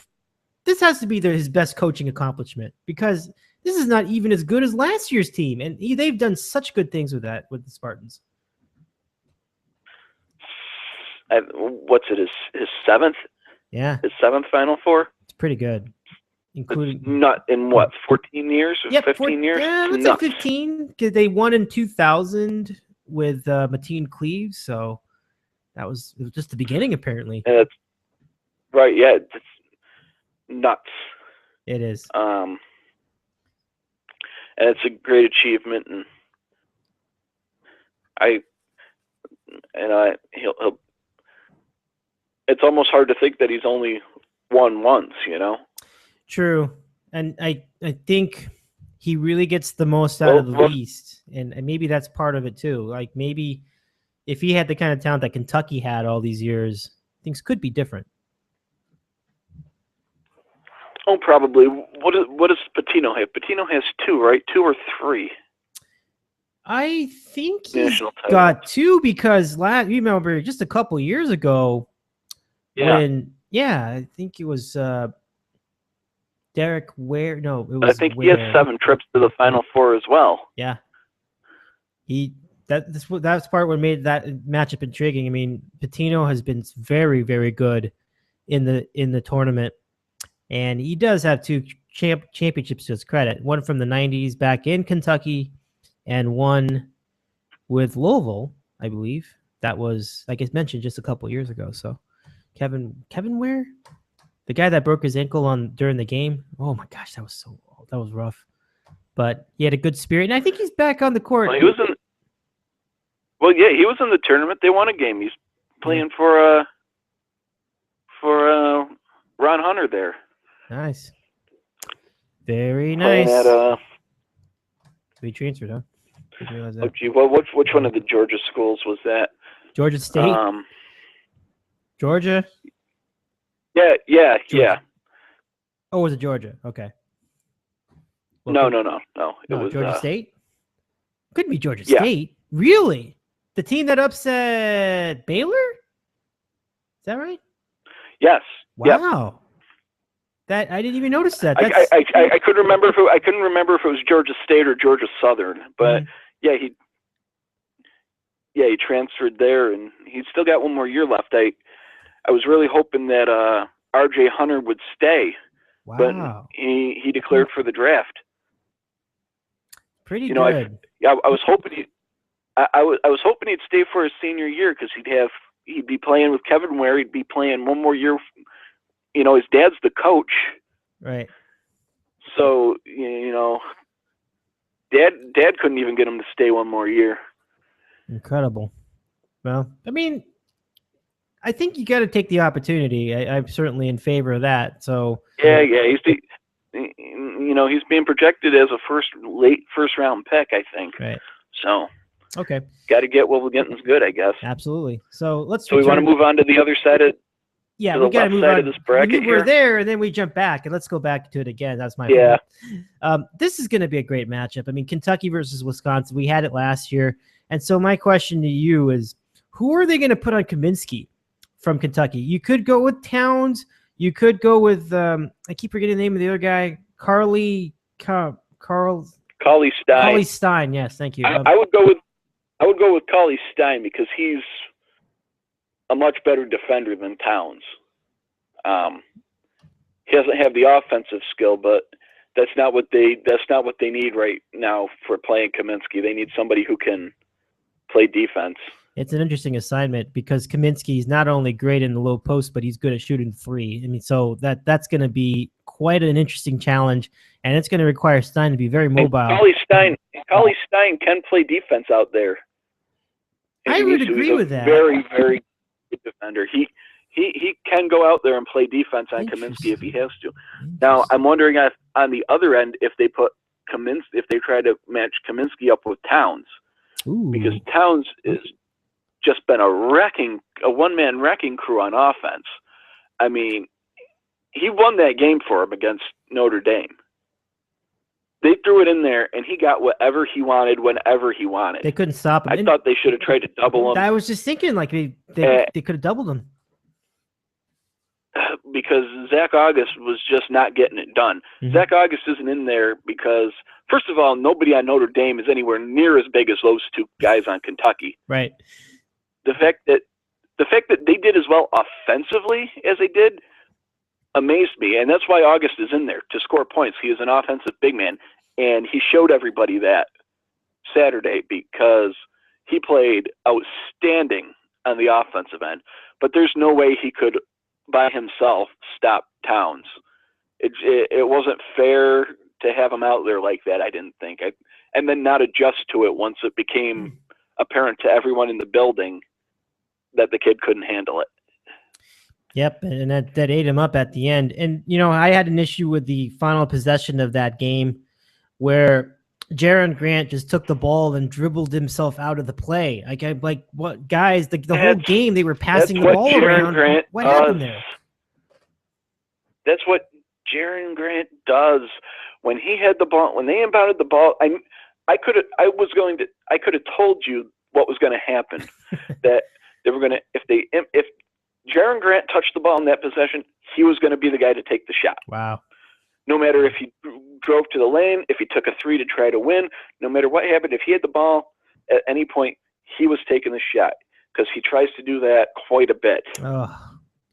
I don't know if it's quite I don't want to call it that, being selfish or what it is, but I see him do that a lot. Or if they're in a stretch where they're struggling, he tries to force the action by himself to try to get it going again. I could have called that play. That play did not surprise. It wasn't a good shot. It wasn't a good play. It wasn't a good shot, but it's exactly what I expected to see. It wasn't surprising in the least. So, well, that really stinks then, because seriously, that had no chance. From the inbounds, it had no chance. All they did was they put 3 people on him, and he was funneled to the left side, and his shot had no chance of making it in the basket. I'm just thinking, let somebody else have the ball. But then by then he couldn't pass it because he was trapped. Right. At some point you got to look for, there's other guys on that. There's a lot of other guys on that team that can make a shot. Absolutely. Whether it be Jackson or Connaughton. Yep. Astoria was having quite a nice tournament. Astoria was very good. Yeah. That whole team had a really good tournament. I think that's what disappointed me the most, is that Kentucky took that good of a shot from a team and walked away from it. Yep. I was like, oh man, they are that good. They are that good. To take that kind of hit from a team that I felt was on one hell of a mission this March. I didn't think there were many teams playing better basketball than the Irish. And man, after that I said, man, they are that good. Now the matchup with Wisconsin, I don't know if it's going to be any different, but I will say this: Wisconsin is a lot bigger than Notre Dame is. So we'll just have to see how that plays out. They're a lot bigger than Notre Dame. Maybe they can stop Towns a little bit. As far as scoring, I don't know how they're going to go in there and score any better than Notre Dame did. Well, but of course the size does help on the boards too. And Kentucky is not a good defensive rebounding team. For some reason, they're always on the offensive glass. I think it's just because they're standing down there. But man, sometimes they get eaten up on the defensive end of the rebounding. But I don't know if that'll come into play or what. But I would have to. I want to see another close game. I'd like to see Wisconsin win. I like Bo Ryan as the coach. He's pretty. This is almost. He's pretty much got the same team as he had last year against Kentucky. That's the thing. And that was a very close game. Very, very close game. One of the better games of last year, I thought. It's a fun game. And they just didn't have enough. But they came up short, and they ran out of people to give the ball to at the end. And I just think that Kentucky was making some clutch plays towards the end of that game last year in the Final Four. Yeah, didn't Harrison hit a few bombs in that one? Oh, yes. Oh, just incredible shots, right? And he's not even – and Harrison isn't even that – I don't think he's even that great of a shooter, but, man, he has hit some big – he has thrown some big shots into the hoop. In some big moments. We saw that in the Notre Dame game too. When he hit that bomb, that's when my stomach turned. And even when Grant came back, right back to the other end and put Notre Dame back up 2 with his long three. Right. Once Harrison hit that, I said, here we go. Yeah. This is bad. That was very long. That was from the corner of the half court. It was almost from half court. It was really a missile of a shot. It's just incredible shot by Harrison. I was amazed. I was, you're disappointed too, because like you said, it would have been so much fun on Twitter and everywhere if Kentucky came up short here that soon, didn't even make the Final Four. That would have been such a media circus if it happened. Well, here they are, and And I've told you off air, I'm giving Wisconsin no chance because somewhere along the line, I feel like they're just going to run out of plays. The thing with me in Wisconsin is that they don't have the depth. They have Decker, and these are great players. I mean, they have Decker and Hayes, and they've got Kaminsky, and I think one other guy. Okay, that's great, but then where are their other contributions going to come from? I remember that Decker and Kaminsky accounted for more than 60% of the points in their game against Arizona. I really think that with the size of Kentucky, that could get shut down in the Final Four. So that's why I'm worried about them here. I just feel like it's the same team, and Kentucky's got a team that, I don't know. I mean, you could make the case that they're better than they were last year, even though they were more of a comeback story and a come out of nowhere story in the tournament. This time they were supposed to be here in the Final Four. I just see. Well, they were supposed to be there last year from the preseason. That's a good point. That's a good point. Then they had what was for them like a disastrous regular season, and then they ended up in the final. So it was kind of a weird year. But I mean, can you say these Kentucky teams are ever all that much different? Oh, what, we had 10 McDonald's All-Americans on the team this year instead of 9 or whatever? So is it really that big of a difference? You can only play 5 at a time. Right on, man. Right on. I just think but how is Wisconsin going to match that? That's sort of my question.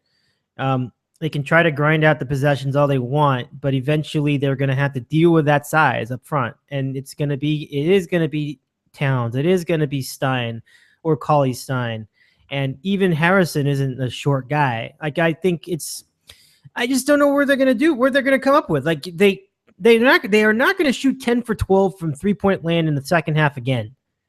You can write that down. I guess they're not going to do that. So they will need really balanced scoring, and Kaminsky's going to have to come up very big in this game. I just feel like he'll have a good game. I'm just wondering if he could take over the game going up against such big guys on Kentucky side. Maybe he can. We'll no, you're right. I don't know. He's could win the Wooden Award. So yep, Player of the Year. I mean, and he is that good. I agree with it. I think I've been saying this. I think the way to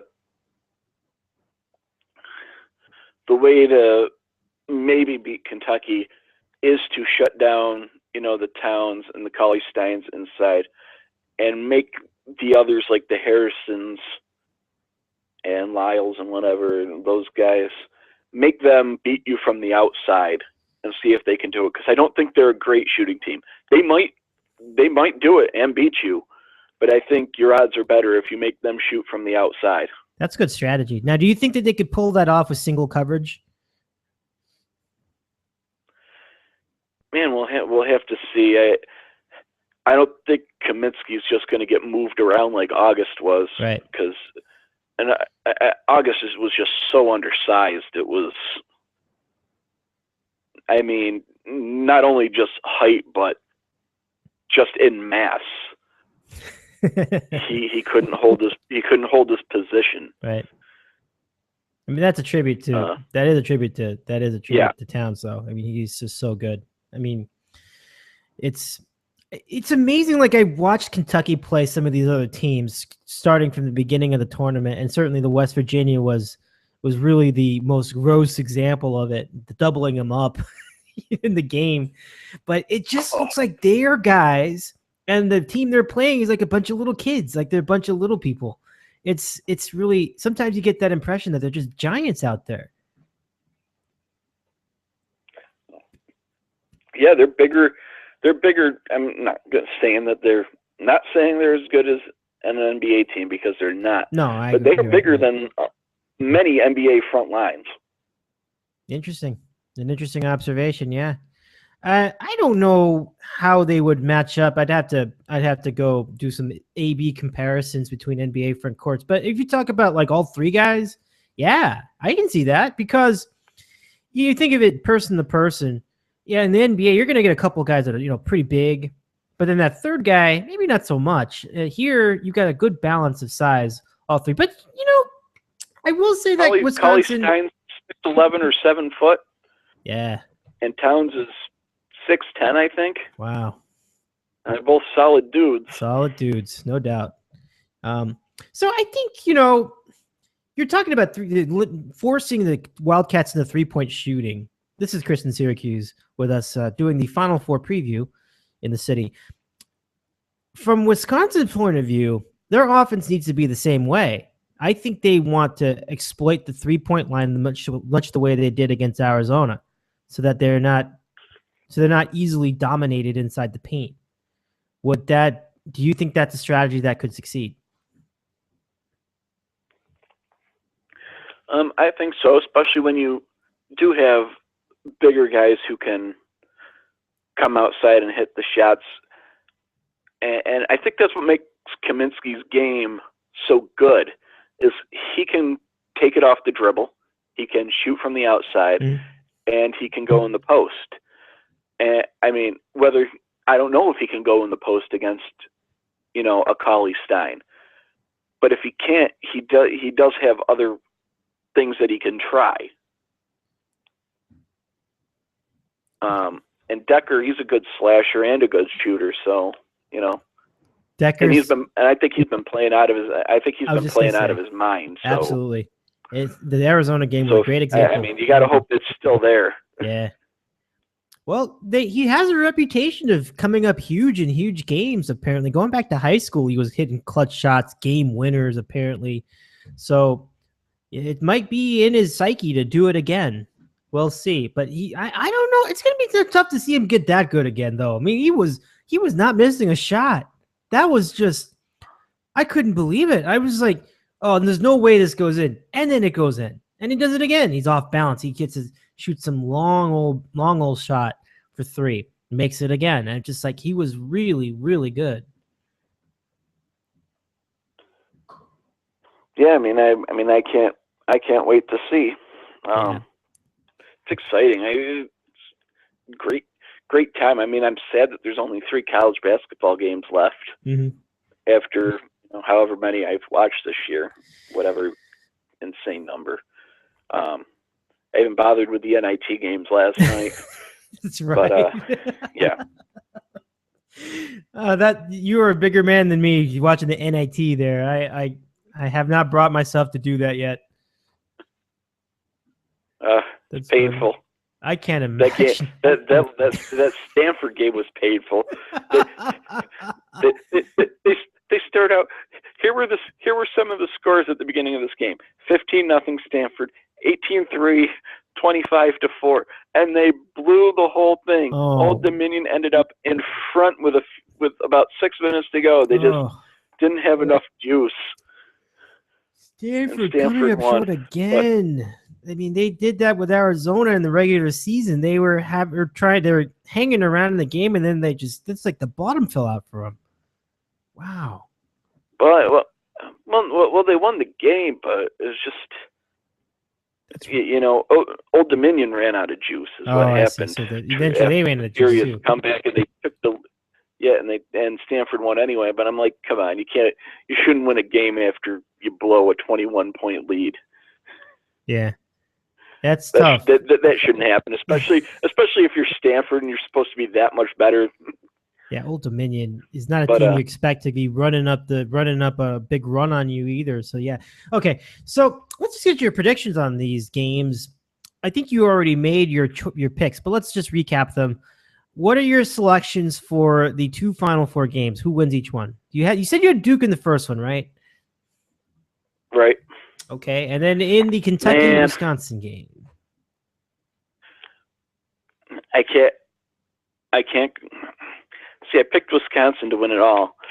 Even though my head definitely told me that Kentucky is the best team, I just for some reason couldn't bring myself to write Kentucky, in the middle. But the brain and the heart were not in sync. So I don't know how to hedge this because I really, my championship pick is still alive, even after everything that went down. Unbelievable! It's unbelievable. It's still in there. Wow. So You stay with it? I guess I'll let it ride. All right. Can't turn back now. Even though I know I'm probably wrong. It's just what I did. Because I figure everybody. Another reason I did is because you kind of gotta, if you're gonna win a pool, you kind of got to have some stuff that's different from everybody else. Oh yes, that's a bingo. That's a bingo. You know what I mean? Yes. You can't just pick Kentucky because everybody else is picking Kentucky. There's no place to gain ground. I think that was one reason I went with Michigan State. Right, and unless you're just looking to, stay the course with it and pick up your points elsewhere earlier in the tournament. Right. But that didn't work out either. No. So. Now I picked Arizona to win the championship this year. I picked Michigan State to go to the championship game, and I had Arizona beating Kentucky. What could have been if Arizona had just figured out a way to defend the 3-point shot in the second half and get some production out of Johnson? I mean, it was disappointing for me on a personal level because they just cannot get to the Final Four anymore. It's been 10 years since they've been there. No, it's been 15 years since they've been to the Final Four. And it just, as an Arizona fan, one must feel frustration getting this close to the Final Four year after year for about 10 years and somehow finding a way not to get in there. But I think in this case, I get what you're saying. Yeah. I definitely get what you're saying. I don't think this year's team was better than some of the other ones that failed to get far, but the field was weaker too. So, how it depends on how you wanna look at things right like that. But yeah, I don't know if disappointment or whatever, but you figure eventually they'd have to. You get to the Elite Eight so many times and you get so far. And you're right, Johnson didn't give him hardly anything. He just didn't look ready for the spot almost. Yeah. It was just too bad. I was just like, man, here we go again with this team. I mean, in the previous round, I believe McConnell was underperforming, but he did well in this game. He did okay. I mean, he had a huge game, but he was all right. This time it was Johnson that was just not getting it done. So what can you do? I mean, and again, the 3-point shots is just a situation where you just got to tip the cap because, I mean, a lot of those shots were ridiculous. Like they were like some of them were wide open, but others were like so far away. Some of them were way off balance, and it's just like, what can you do? I mean, it's the percentage of all those shots going in the second half is very low, like to have them all hit, and they all hit. So these things can happen. Yep. And so we got a couple more games coming Saturday and Monday. We got the coach carousel already starting to turn. Barnes is already out. Everybody, the boards. Who? Barnes is out already, right? Who's there? Barnes is already out and got a new job. Wow. Well, that's pretty quick. He got fired Saturday. He got hired at Tennessee yesterday. Wow. Well, good for him. We'll see if he can underperform there too. Well, you know what? The thing is, where I will give him credit, is that he runs a very stable program, and that's the problem. Is it got up to a certain level, and then it just held steady. You know what I mean? Yeah, I do. You're right. Never went anywhere else. But if you look at where Tennessee is right now, they need a steady hand at that program. Yeah. So I think it works out for them because they had the whole Bruce Pearl thing. Yep. And then they brought in Conzo Martin, who they did not treat well there because he wasn't Bruce Pearl. And things were going downhill for Conzo Martin, and then he got offered the Cal job and took it, which was a great move for him. Hopefully, yeah. He didn't have a great year this year, but so they bring in Donnie Tyndall because of what he was able to do at Southern Miss, and then he brings in all this NCAA baggage, and they're about to really dropped the hammer on him, I think. That's why he got let go. Apparently, they're accusing him of impeding the investigation against him, like deleting emails and destroying evidence and a bunch of stuff like that. 90 seconds. So it's not going to end up good for him. So that's why they axed him. Oof. Well. So like I said, Tennessee needs a steady hand, and I think if you look at it, Rick Barnes can provide that. Cool. So maybe it's not a bad hire. Well, I think for their expectation level, I think it works out fine, right? It's like it's a step up. Yeah, for now. Yeah, for now. 60 seconds. For now, if he makes 10 tournaments if he makes 9 tournaments in 10 years and never goes past the round of 32, they're going to get restless like everybody does. Right. Well, as for the Final Four, it should be a fun affair. I love the field. It should be a good time. Kris, thanks again for coming on with us. Enjoy the games, and hopefully we can take a look at them after the fact next week. Get a feel figure out who the winner is. So one shining moment lives on. Terrible song, great idea. Everybody enjoy the games. I'll catch you later. All right, buddy. Good to hear from you. That's Kris in Syracuse. That's our show. I hope you enjoyed it, everybody. And wow, we really don't have the time left here on the show. So we just say to you, have a great time 10 with seconds. the Final Four. It'll be way fun. Thank you to Kris in Syracuse. Thank you to Kevin on the Cape. Thank you to all of you tuning in and tuning into all of our shows this week. This experience is just getting better. I'm Dave Medina. Enjoy the Final Four, and may it be one shining weekend for you as well. We'll see you next time.